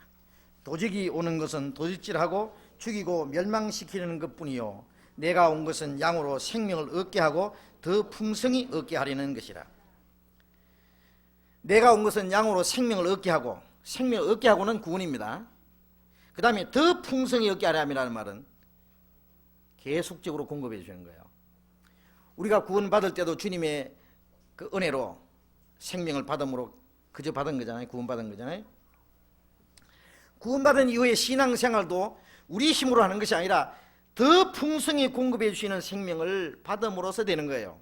내 힘으로 되는 게 아니에요. 그러니까 더 풍성히 공급받아야 됩니다. 더 풍성히 공급받으려면 어떻게 해야 됩니까? 16절 또 같이 읽어봅시다. 또 이 우리에 들지 아니한 다른 양들이 내게 있어 내가 인도하여야 할 테니 저희도 내 음성을 듣고 한 무리가 되어 한 목자에게 있으리라. 한 무리가 되어 한 목자에게 있으리라. 한 목자 예수님, 한 무리는 누구예요? 한 목자 음성을 듣고 따라가는 한 무리입니다. 그게 교회입니다. 예. 그 무리 가운데 있어야만 더 풍성히 주시는 주님의 생명을 공급받을 수 있는 거예요. 그 무리를 떠나서는 공급 못 받죠. 그래서 사실 구원받은 이후에요, 구원받는 거 제일 중요하고, 구원받기 위해서도 구원받은 사람들 교회, 구원받은 성도들이 있는 교회를 찾아가야 구원받지, 구원 안 받은 사람들 속에서는 어떻게 구원받습니까? 속인 인도하면 둘 다 구덩이에 빠진다 그랬죠. 예? 앞에서 인도하는 사람이 절대적입니다. 예? 가르치고 전파하는 자가 없이 어찌 들으려고 했으니까 올바로 가르치면 올바로 배우고, 올바로 배우면 올바로 알고, 올바로 알면 올바로 믿고, 올바로 믿으면 올바로 가고, 올바로 가면 천국 가고, 잘못 가르치면 잘못 배우고, 잘못 배우면 잘못 알고, 잘못 알면 잘못 믿고, 잘못 믿으면 잘못 가고, 잘못 가면 지옥 간다. 그러니까 가르치고 배우는 데서 믿음이 결정나는 거예요. 그러니 가르치는 게 얼마나 중요한 거예요. 예? 그래서 성경에 보면 선생된 자들이 더 큰 심판 받을 줄 알고 많이 선생되지 마라. 이 말씀 전한다는 것이 깨딱 잘못 가르치면요, 자기만 망하는 것이 아니라 남도 망하게 하는 거예요. 그래서 앞에 인도하는 사람이 소경인지 눈 뜬 사람인지 알아야 돼요. 근데 자기가 소경이면 모르죠. 앞에 인도하는 사람이 소경인지 눈 딱 뜨고 나면은 내가 이제까지 당신 눈 뜬 사람인 줄 알았더니 이제 보이 소경이구만. 눈 뜬 사람이 소경 따라가는 거 봤어요? 예? 눈 뜬 사람이 소경 따라가요? 여보시 이제 당신 나 따라갑시다. 안 가면 당신 볼일 보라고. 눈 뜬 사람들이 가는 거예요. 그래서 앞에서 말씀 전하는 사람이 먼저 확실히 거듭난 사람이고 올바로 말씀을 전하는 사람. 예? 하나님은 우리를 성령으로 인도하시는데 주님이 세우신 일꾼들을 통해서 인도하십니다. 이 교회라고 하는 것은 교회에 하나님이 몇몇을 세우셨으니, 혹은 사도로, 선지자로, 복음 전하는 자로, 목사로, 교사로 주셨으니, 이건 신학교에서 양성돼서 나오는 걸 말하는 게 아닙니다. 주님이 세우시는 사람들이 있어요. 예. 그런 주님이 세우시는 사역자들이 있어야만 교회가 형성돼요. 그런 사람들로 말미암아 그리스도의 몸을 세우며 봉사의 일을 하게 하며 그랬죠. 그런 주님의 사역자들로 말미암아 교회가 형성되고, 그 다음에 성도를 온전하게 하고 봉사의 일을 하게 하고 그러는 거예요. 그리고 그 주변에 있는 사람들이 정말 거듭난 사람들이냐, 거듭나지 못한 사람들이냐 알아야 됩니다. 말씀 전하는 사람 제일 중요하고, 그 다음에 주변에 교제하는 사람, 정말 거듭난 성도들 무리 속에 있어야만 내가 그 안에서 신앙이 성장하는 것이지, 예? 거듭나지 못하고 그냥 왔다 갔다 하는 종교 생활 속에 있으면 내가 그 안에서 얻을 거 아무것도 없다고. 아무 변화가 없어요.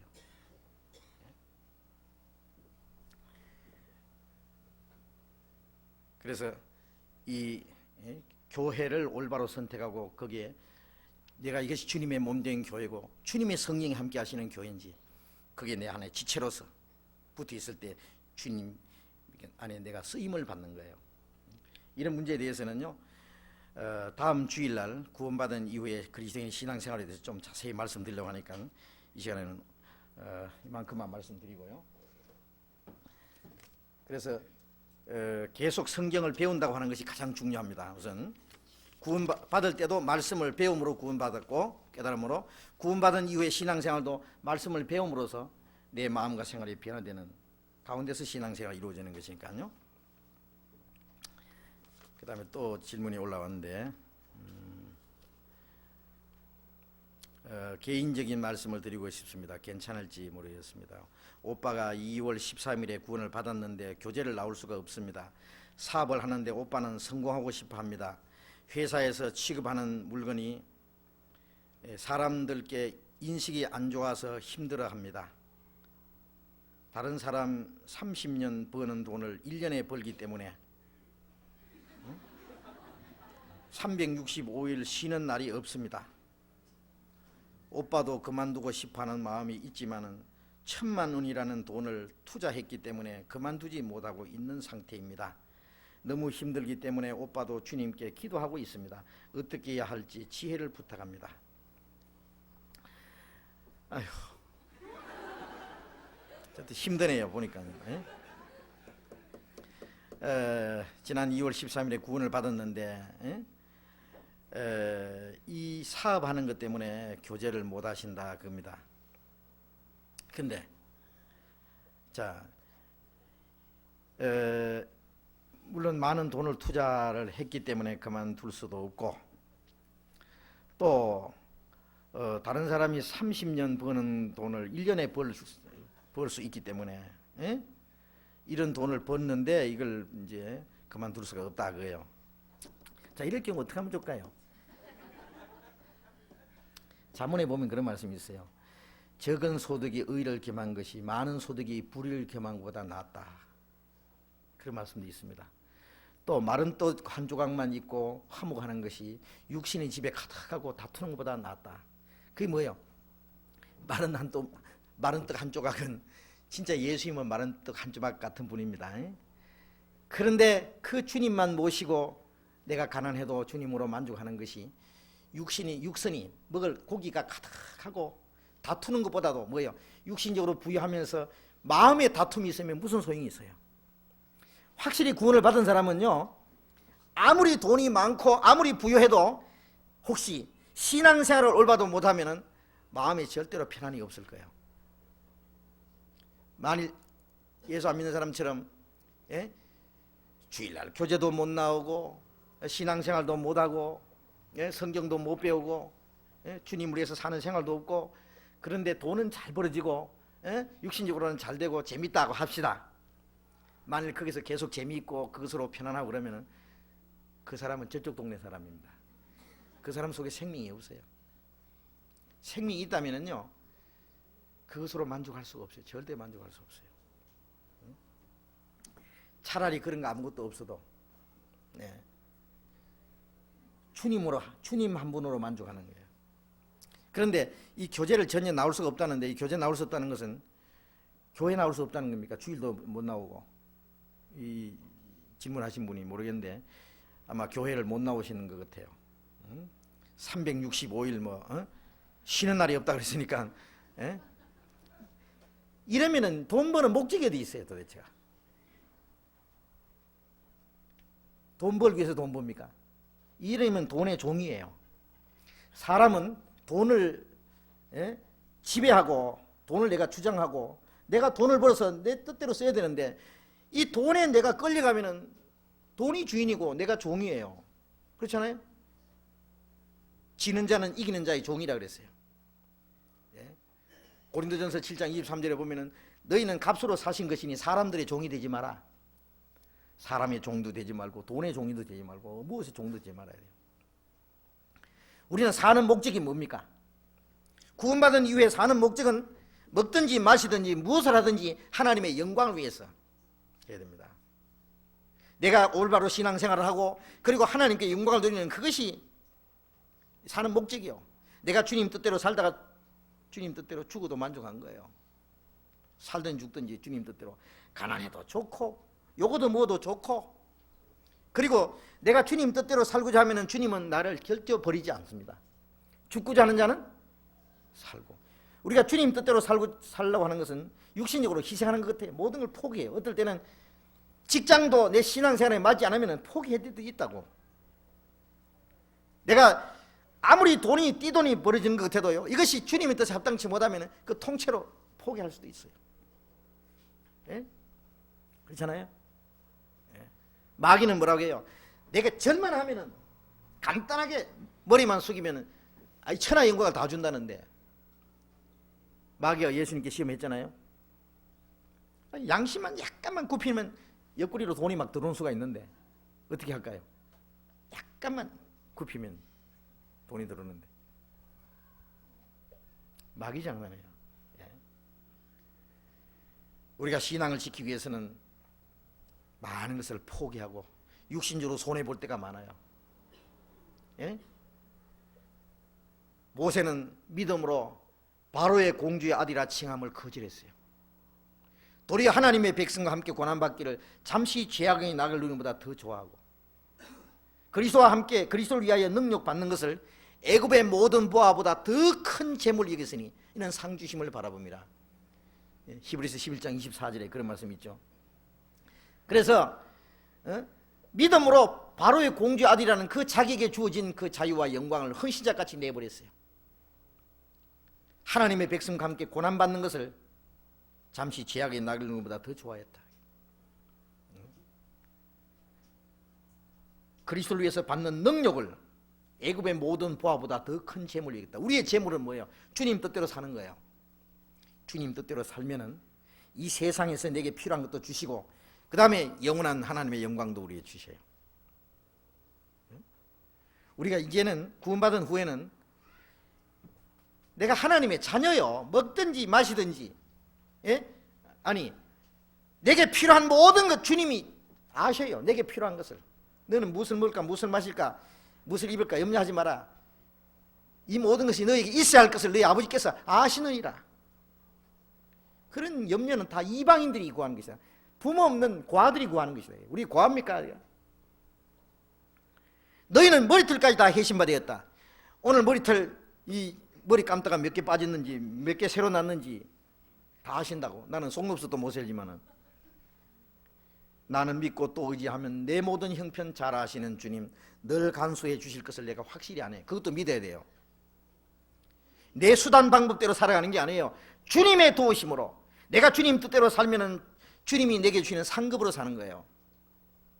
주님이 내게 천리 말리 계신 줄 알고 내 욕심대로 내 수단 방법대로 살라고 하면 안 돼요. 되는 것 해도 안 돼요. 그건 신앙생활 아니에요. 그러니까요, 이런 건 뭐 두말 할 것 없이 이럴 경우는요, 아무리 띠돈이 벌어져도 직업을 바꿔야 됩니다. 365일 쉬지 못하는 그런 신앙생활을 어떻게 합니까? 신앙생활. 예? 아무리 바빠도 주일날은 딱 쉬고, 예? 나와서 성경 배우고 교제하고, 예? 혹 뭐 어쩔 수 없이 주일날 못 나온 것 같으면 수요일이라도 나오고 또 다른 날이라도 나와서 어떻게든지 교제를 해야 됩니다. 예. 형제들끼리 교제할 시간도 없고 말씀 배울 시간도 없고, 예. 그러면 그거는 사는 목적을 완전히 떠난 거예요. 그럼 신앙생활 못하면 그건 주님 뜻이 아니에요. 또 어떤 사람 이런 말 합니다. 나 지금은요 좀 날 좀 가만히 놔두라고. 왜? 내가 신앙생활을 하려고 해도 돈이 좀 있어야 되겠다고. 왜냐하면은 교회도 돈이 필요하지 않느냐고. 내가 좀 돈 좀 벌어가지고 내가 하나님 위해서 좀 많이 바치겠다고. 그러니까 날 좀 지금은 돈 벌도록 좀 놔두라고. 지금 돈 벌 구멍이 지금 하나 보이는데 놔두래. 근데 그랬죠. 뭐요? 하나님이 너무 가난해서 당신 돈 좀 벌어서 하나님 보태드리랍니까? 쓸데없는 소리 하지 말라고. 하나님은 당신 돈을 원하는 게 아니라 당신을 원한다고 하는 것이야. 예. 얼마든지 하나님이 있다고. 우리 마음만 올바로 쓰면 하나님 다 주셔요. 정말입니다. 예? 그게 문제겠어요? 우리 신앙생활만 똑바로 되어 있으면 절대로 하나님이 우리를 죽도록 버리시지 않습니다. 먼저 그 나라와 의를 구하라. 그리하면 이 모든 것을 너에게 더하시리라는 약속입니다. 하나님 약속을 지키셔요. 그건 못 믿어서 그렇지 믿기만 해봐요. 그냥 수지 맞아요. 예. 정말이에요. 예? 우리가 신앙 때문에 육신적인 건 만일 신앙생활에 맞지 않는 건 다 포기했다고 합시다. 죽는 거죠.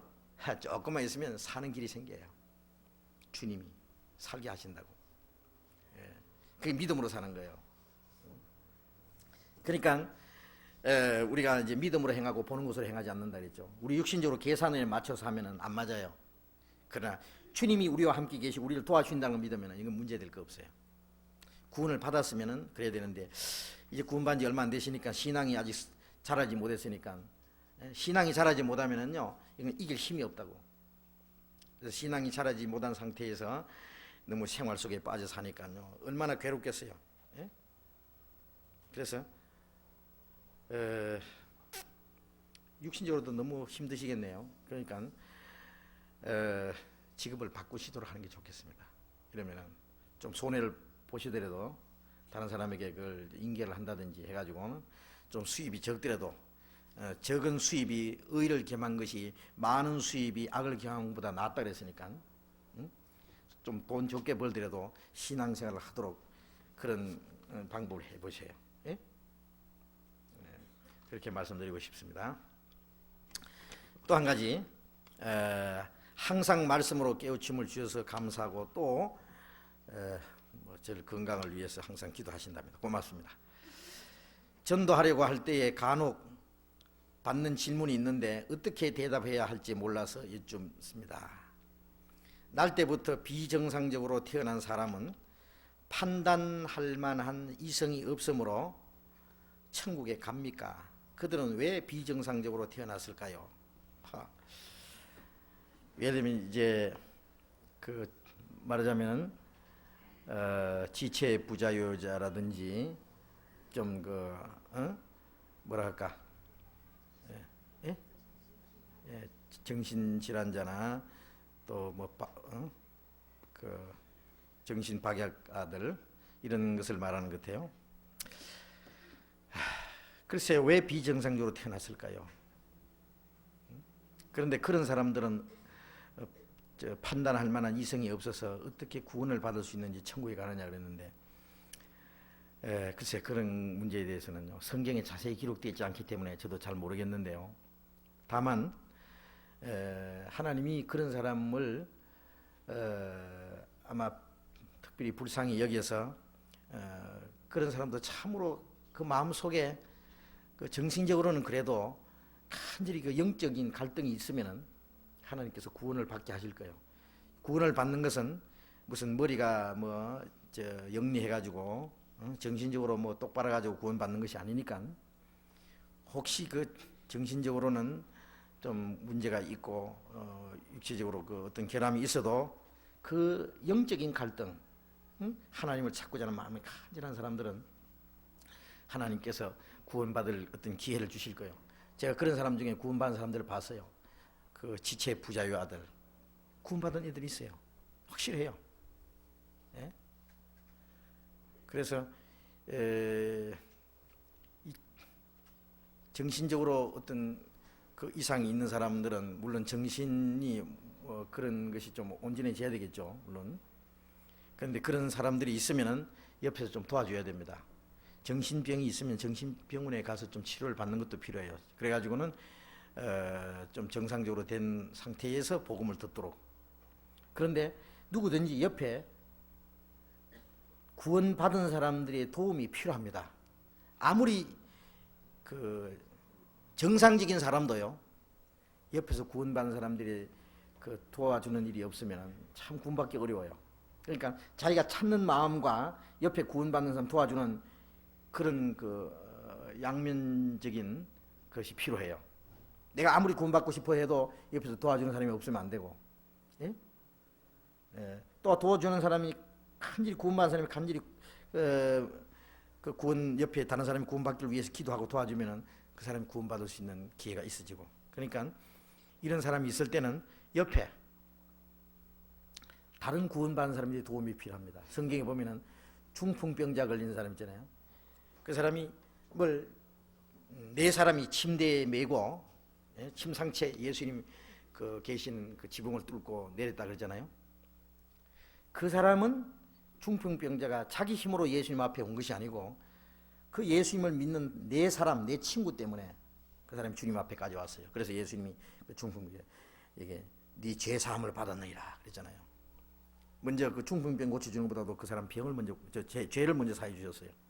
그러면 그 중풍병자의 믿음을 보고 그 사람을 고쳐준 게 아니고 그 저희의 믿음을 보시고 그랬다고요. 그걸 보면은 그런 사람은 자기 스스로 나갈 수 없는 사람은 옆에 다른 사람들이 도움이 필요합니다. 옆에 가까운 사람들이. 그 도움이 있어가지고 그 사람을 주님 앞에까지 인도해주는 그런 사람들이 있어야 될 겁니다. 예. 그렇게 해서 하나님이 그런 사람들도 구원받게 해주실 겁니다. 그리고 후천적으로 정신적 박약 상태가 된 사람은 어떻게 됩니까? 얘나 마찬가지죠. 선천적이나 후천적이나. 예?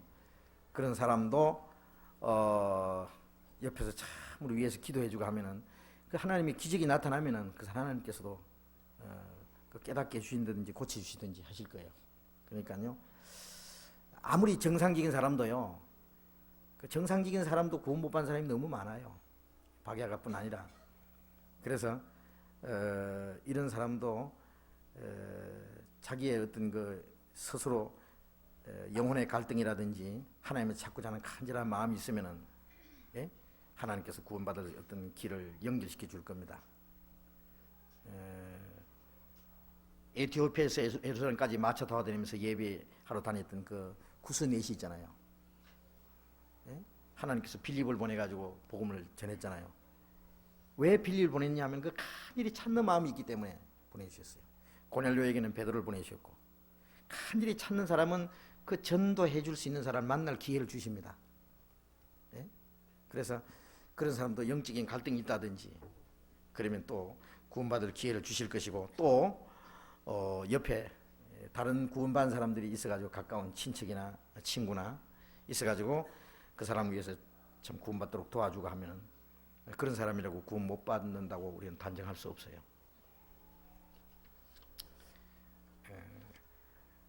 그러나 이런 문제에 대해서는 그 사람들이 날 때부터 어떤 그 육신적인 어떤 그 이상을 가지고 비정상적인 상태에서 태어난 사람들에 대해서는 참 불행한 건데요. 성경에 보면은 날 때부터 소경된 사람 예수님이 고쳐주시면서 이 사람이 나면서부터 소경된 것은 자기 죄도 아니고 자기 부모 죄도 아니고 이 사람을 통해서 하나님이 하시는 일을 나타내고자 합니다. 그런 말씀이 있거든요. 예? 그래서 그런 사람을 주님이 고쳐주신 일도 있는데 그런 사람이 그렇게 된 이유를 우리는 잘 모르지만은 하나님이 무슨 계획이 있을 거예요. 다른 사람들에 대한 어떤 교훈을 주시기 위한 거라든지 만일 그 어린 애들 같으면은 천년 그 자기 의지로 믿고 안 믿는 것을 판단할 수 없는 그런 어린 아이들인 것 같으면은 자기 의지로 그걸 판단할 수 없는 상태에서 죽는다든지 주님이 오시면은 그 아이들은 주님이 그대로 데려가시라고 우리는 믿거든요.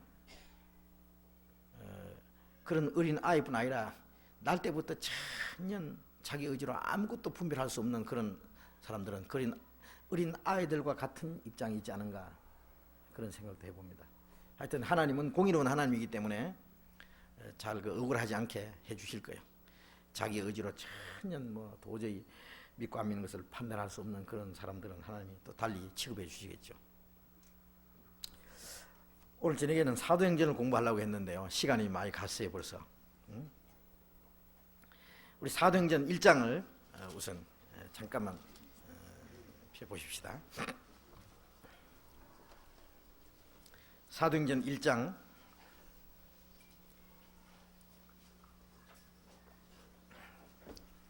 1절부터 읽겠습니다. 데오빌로여 내가 먼저 쓴 글에는 무릇 예수의 행하심이 가르치시기를 시작하심부터 그의 택하신 사도들에게 성령으로 명하시고 성천하신 날까지의 일을 기록하였노라.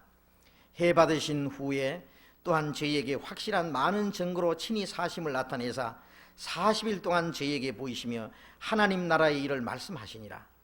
사도와 같이 모이사 저희에게 분부하여 가라사대 예루살렘을 떠나지 말고 내게 들은 바 아버지의 약속하신 것을 기다리라. 요한은 물로 세례를 베풀었으나 너희는 몇 날이 못되어 성령으로 세례를 받으리라 하셨느니라. 거기까지. 우리가 그동안 성경을 처음부터 쫙 많이 배웠습니다. 창세기도 다 배웠고 요한복음은 2번이나 공부를 했고 로마서, 또 에베소서, 빌립보서, 골로새서, 또 히브리서도 한번 공부했죠. 베드로 전후서, 요한 1서, 하여튼 많이 공부했습니다. 수요일 저녁에 이제 오늘부터 이 사도행전을 계속 좀 공부를 하려고 합니다. 이 사도행전의 내용은, 이 사도행전이라는 이름을요, 사실은 이 성령행전이라고 하면은 더 확실하게 생각해요. 예? 이 마태, 마가, 누가, 요한복음은 예수님의 직접 말씀하시고 행하신 것을 기록한 것이라면은, 사도행전은 예수님이 가신 이후에 성령이 오셔서 성령께서 사도들을 통해서 또 교회를 통해서 역사하신 사실을 기록한 것이거든요. 그래서 실제는 사도행전보다도 성령의 행적입니다. 성령행전이라도 하는 것이 더 아마 확실할 것 같습니다. 구약 시대는 성부 하나님의 시대죠. 성부 하나님이 역사하신 시대. 33년은 성자 예수님이 행하신 시대. 예수님이 가신 이후에는 성령께서 행하시는 역사입니다. 그래서 이 마태, 마가, 누가, 요한복음은 예수님이 육신이 이스라엘 땅에 다니시면서 말씀하시고 또 십자가에 죽어서 이루신 사실인데, 사도행전은 예수님이 말씀하시고 예수님이 완성하신 그것을 성령이 오셔서 이제 이스라엘 땅에서뿐 아니라 예루살렘에서부터 시작해서 이제 땅 끝까지 그 성령께서 역사하실 그 사실을 기록한 겁니다. 실제로 역사하신 그 사실들을 증거하는 것이 바로 사도행전입니다. 그리고 이 사도행전은 복음이 전해지는 그 전도의 그 역사, 그리고 그로 말미암아 교회가 형성이 되고 그 교회가 무엇인지를 아주 실질적으로 설명하는 것이 바로 사도행전입니다. 그렇기 때문에 그 복음이 전해진 일과 성령의 역사로 말미암아 교회가 어떻게 형성되는지, 또 교회를 통해서 하나님이 하시는 역사가 무엇인지를 알려면은 이 사도행전을 자세히 공부를 해야 될 거예요. 그래서 사도행전을 공부하는 것도 참으로 중요합니다. 그리고 이 사도행전의 첫 부분에는 12사도가 12지파 이스라엘 백성에게 이제 전도한 것부터 시작됩니다. 그러나 이제 그 뒤에 나가면은 하나님이 사도 바울을 세워서 이제는 이방인에게 복음이 전해지는, 그래서 이스라엘에서 시작돼 가지고 이방인에게 복음이 전해지는 그 역사. 그래서 결국은 로마까지, 이제 세계 중심이었던 로마까지 복음을 전해는 그 사실을 쭉 기록을 해놓은 겁니다. 그리고 이제 이 사도행전 내용 속에는 주로 두 사람의 그 사역이 나오는데, 첫째는 이 베드로, 그리고 또 바울 사도, 이 두 사람의 사역이 주로 나옵니다. 그리고 주님의 일꾼들을 통해서 또 교회를 통해서 하나님의 성령이 어떻게 역사하셨는지가 자세히 나온 동시에 그 성령을 통해서 역사하시는 그 성령의 역사는 이 사도행전으로 끝난 게 아니고, 사도행전 끝에 보면은 바울 사도가 로마에 가서 2년 동안 집행유예로 있으면서 그 자기 셋집에 오는 사람들을 영접해가지고 전도했다는 말씀이 나오는데, 이 로마에서 2년 동안의 전도는 기독교 2000년 역사의 하나의 축소판이라고 할 수 있어요. 그 성령의 역사는 지금도 우리 가운데서 역사하시죠. 그래서 주님의 생명과 능력이 지금도 계속 그 역사됩니다. 이 사도행전에서 역사되는 주님의 역사는 지금도 아직 계속되는 거예요. 사도들 속에 역사하신 성령은 지금도 우리 속에서 계속 역사하신다는 걸 우리가 알 수 있습니다. 그리고 사도행전을 기록한 사람은 누가 기록했습니까? 아시는 분? 누가가 기록했습니다. 누가 기록했습니까? 누가가 기록했습니다. 누가라는 사람이, 누가복음을 기록한 사람, 이 사람은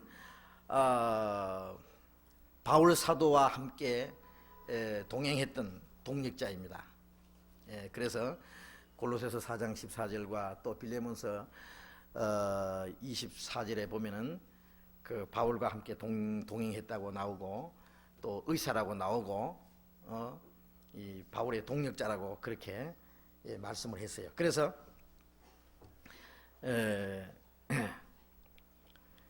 바울과 함께 쭉 전도하다니면서 이 사도행전에 보면은 우리라는 말이 나오는데 이 사도행전을 기록한 누가와 바울과 함께 해서 우리라는 말을 쓴 겁니다. 1장 1절 잠깐 보겠습니다. 그리고 이제 이 사도행전을 기록한 연대는 사도행전 전체가 기록된 그 모든 사실이 끝날 때쯤 돼서 이 사도행전이 기록되었다고 생각합니다. 그래서 연대로 따지면 AD 61년에서 62년 사이 바울 사도가 로마에 가서 마지막 복음을 전할 때까지 그 이후의 기록은 없는 걸 보면은 그때까지를 기록한 것이 사도행전입니다. 1장 1절 봅니다. 데오빌로여, 내가 먼저 쓴 글에는 무릇 예수의 행하시며 가르치시기를 시작하신부터 그의 택하신 사도들에게 성령으로 명하시고 성천하신 날까지 이를 기록하였노라. 이게 데오빌로여 그랬는데 이 데오빌로라는 사람에게 보낸 글입니다. 이 데오빌로라는 사람은 어떤 사람이냐? 내가 먼저 쓴 글에는, 그러니까 이 두 번째 보내는 글입니다. 이 먼저 쓴 글이 뭐냐면 누가복음입니다. 누가복음 1장을 잠깐 찾아봅시다. 누가복음 1장 1절부터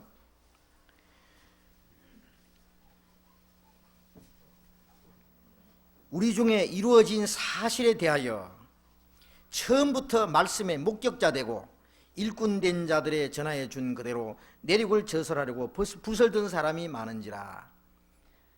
그 모든 일을 근원부터 자세히 미루어 살핀 나도 데오빌로 각하에게 차례대로 써보내는 것이 좋은 줄 알았노니 이는 각하로 그 배운 바의 확실함을 알게 하려 함이라. 이 데오빌로를 향해서 각하라는 칭호를 붙인 거 보면은 이 데오빌로라는 사람은 로마인으로서 아주 높은 그 고관직에 있었던 사람인 것 같습니다. 그래서 굉장히 높은 직위를 가진 사람인데 이 사람이 그리스도교로 개종을 해서 예수님을 믿게 된 사람이 틀림없습니다.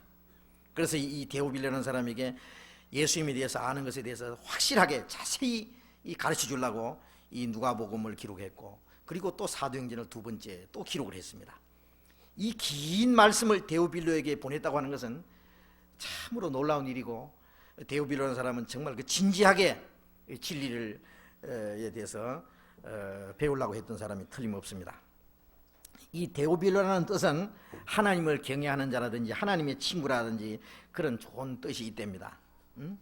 그런 이름을 가진 동시에 이 사람은 정말 그 로마의 간원이면서도 이런 믿음을 가진다고 하는 것은 참 놀라운 일입니다. 이 복음이 전해지는 가운데서요, 처음에 유대인들에게 시작된 이 복음이 이방인들에게 활발하게 전해진 것을 알 수 있어요. 그래서 이방인 고관들도 이런 믿음을 가진 사람들이 있었습니다. 성경에 보면은. 그런데 1절에 다시 보면은 우리 중에 이루어진 사실에 대하여라 이래 되잖아요. 우리 중에 이루어진 사실, 우리가 아는 교리나 무슨 어떤 그 율법을 말하는 게 아니라 우리 중에 이루어진 사실, 믿음이라는 것은 사실이죠. 예수님이 십자가 죽으신 게 사실이고 부활한 게 사실이고 성천하신 게 사실이고 그리고 그로 말미암아 우리 죄를 사해 준 게 사실이고 우리 영혼을 구원해 주신 사실이고 우리 안에 주님의 생명이 있는 것이 사실입니다. 이 사실로 이루어진 거예요. 사실. 믿음은 사실입니다. 우리 중에 이루어진 사실에 대해서 말씀의 목격자가 되고 일꾼들의 전하해 준 대로 내력을 저술하고 부설든 사람이 많은지라. 그 확실한 사실에 대해서 그 내력을 자세히 적으려고 한 사람이 많았다. 그래서 이 누가라는 사람도 이 주님의 일꾼들에게 말씀을 듣고 또 바울과 함께 처음에 아마 베드로에게도 많이 배웠을 것입니다. 또 바울과 동행하면서 바울에게서 많은 말씀을 듣고 배웠을 겁니다. 그리고 누가는 의사인데 바울이 몸이 약하잖아요. 몸에 병이 있잖아요. 아마 이 누가는 바울의 건강도 많이 돌봐주었을 거예요. 그래서 바울에게 아주 좋은 동력자를 하나님이 주셨습니다. 그래서 이 누가가 이 데오빌로라는 사람에게, 로마의 고관으로서 믿게 된 사람에게 이 예수님에 대한, 이 누가복음은 예수님이 이 일을 시작하신부터 십자가에 죽으시고 부활하시고 성천하신 날까지를 기록을 했고, 사도행전은 예수님이 성천하신 후에, 이제 예수님은 성천하셨지만은 이제는 하늘에서 성령으로 말미암아 또 계속 그 역사를 이루고 계신다는 그 사실을, 이스라엘에서 시작된 그 복음이, 성령의 역사가 이제는 땅 끝까지 전해지고 하나님의 역사가 계속되는 그 사실까지 이 데오빌로에게 가르쳐 줘야 될 그런 책임이 있었기 때문에 이 사도행전을 기록해 주신 것입니다. 그래서 사도행전에 보면은 바로 주님이 성령으로 역사하신 거예요. 그래서 사도행전 1장에 보면은 12 제자 중에 하나 유다가 빠졌기 때문에 주님이여 12 중에 하나가 이 직분을 버렸으니까 주님이 그것을 보충해 주십시오 기도했어요. 주님이 세워주었어요.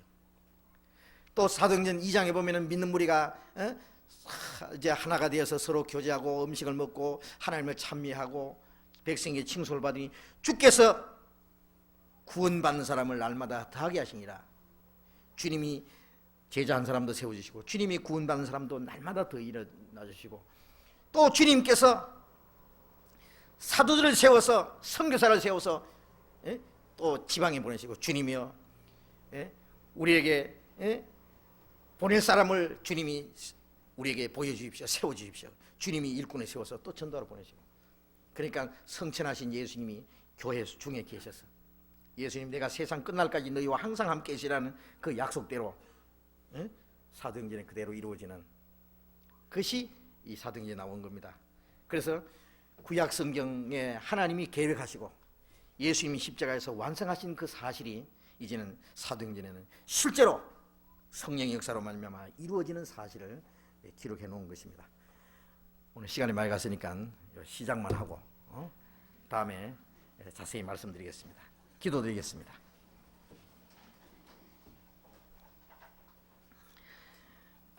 거룩하신 하나님 아버지, 감사합니다.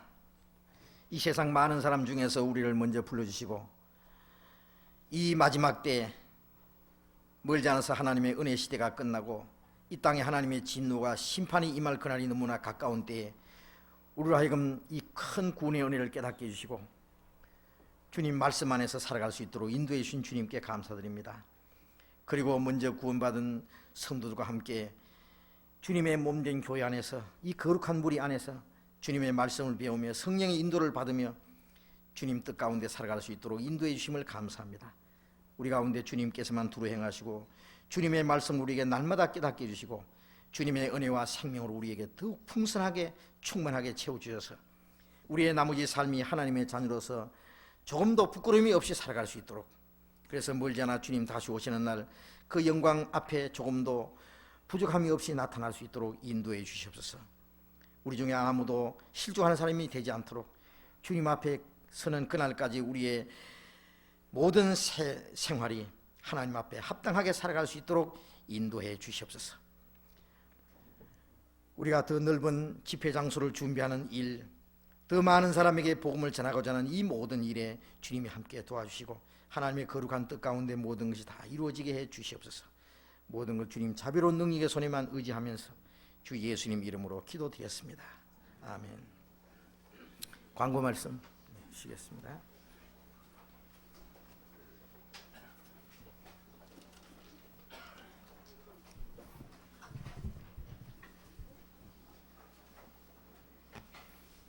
광고 말씀드리겠습니다. 어머니회 전체 원례 모임이 2월 19일 내일 모레입니다. 금요일 날 11시에 교회에서 있겠습니다. 많이 참석해 주시기 바랍니다. 어머니회 각 조장님께 알려드립니다. 2월 24일부터 27일까지 있을 어린이 전도회에 보조 교사로 봉사해 주실 어머니 명단을 이번 주 일요일 까지 제출해 주시고 봉사해 주실 어머니는 그날 오후 2시 30분에 집회 끝나고 난 뒤에 예비 모임에 참석해 주시기 바랍니다. 이상 광고 말씀드렸습니다. 예, 마치겠습니다. 예, 안녕히 들어가시기 바랍니다.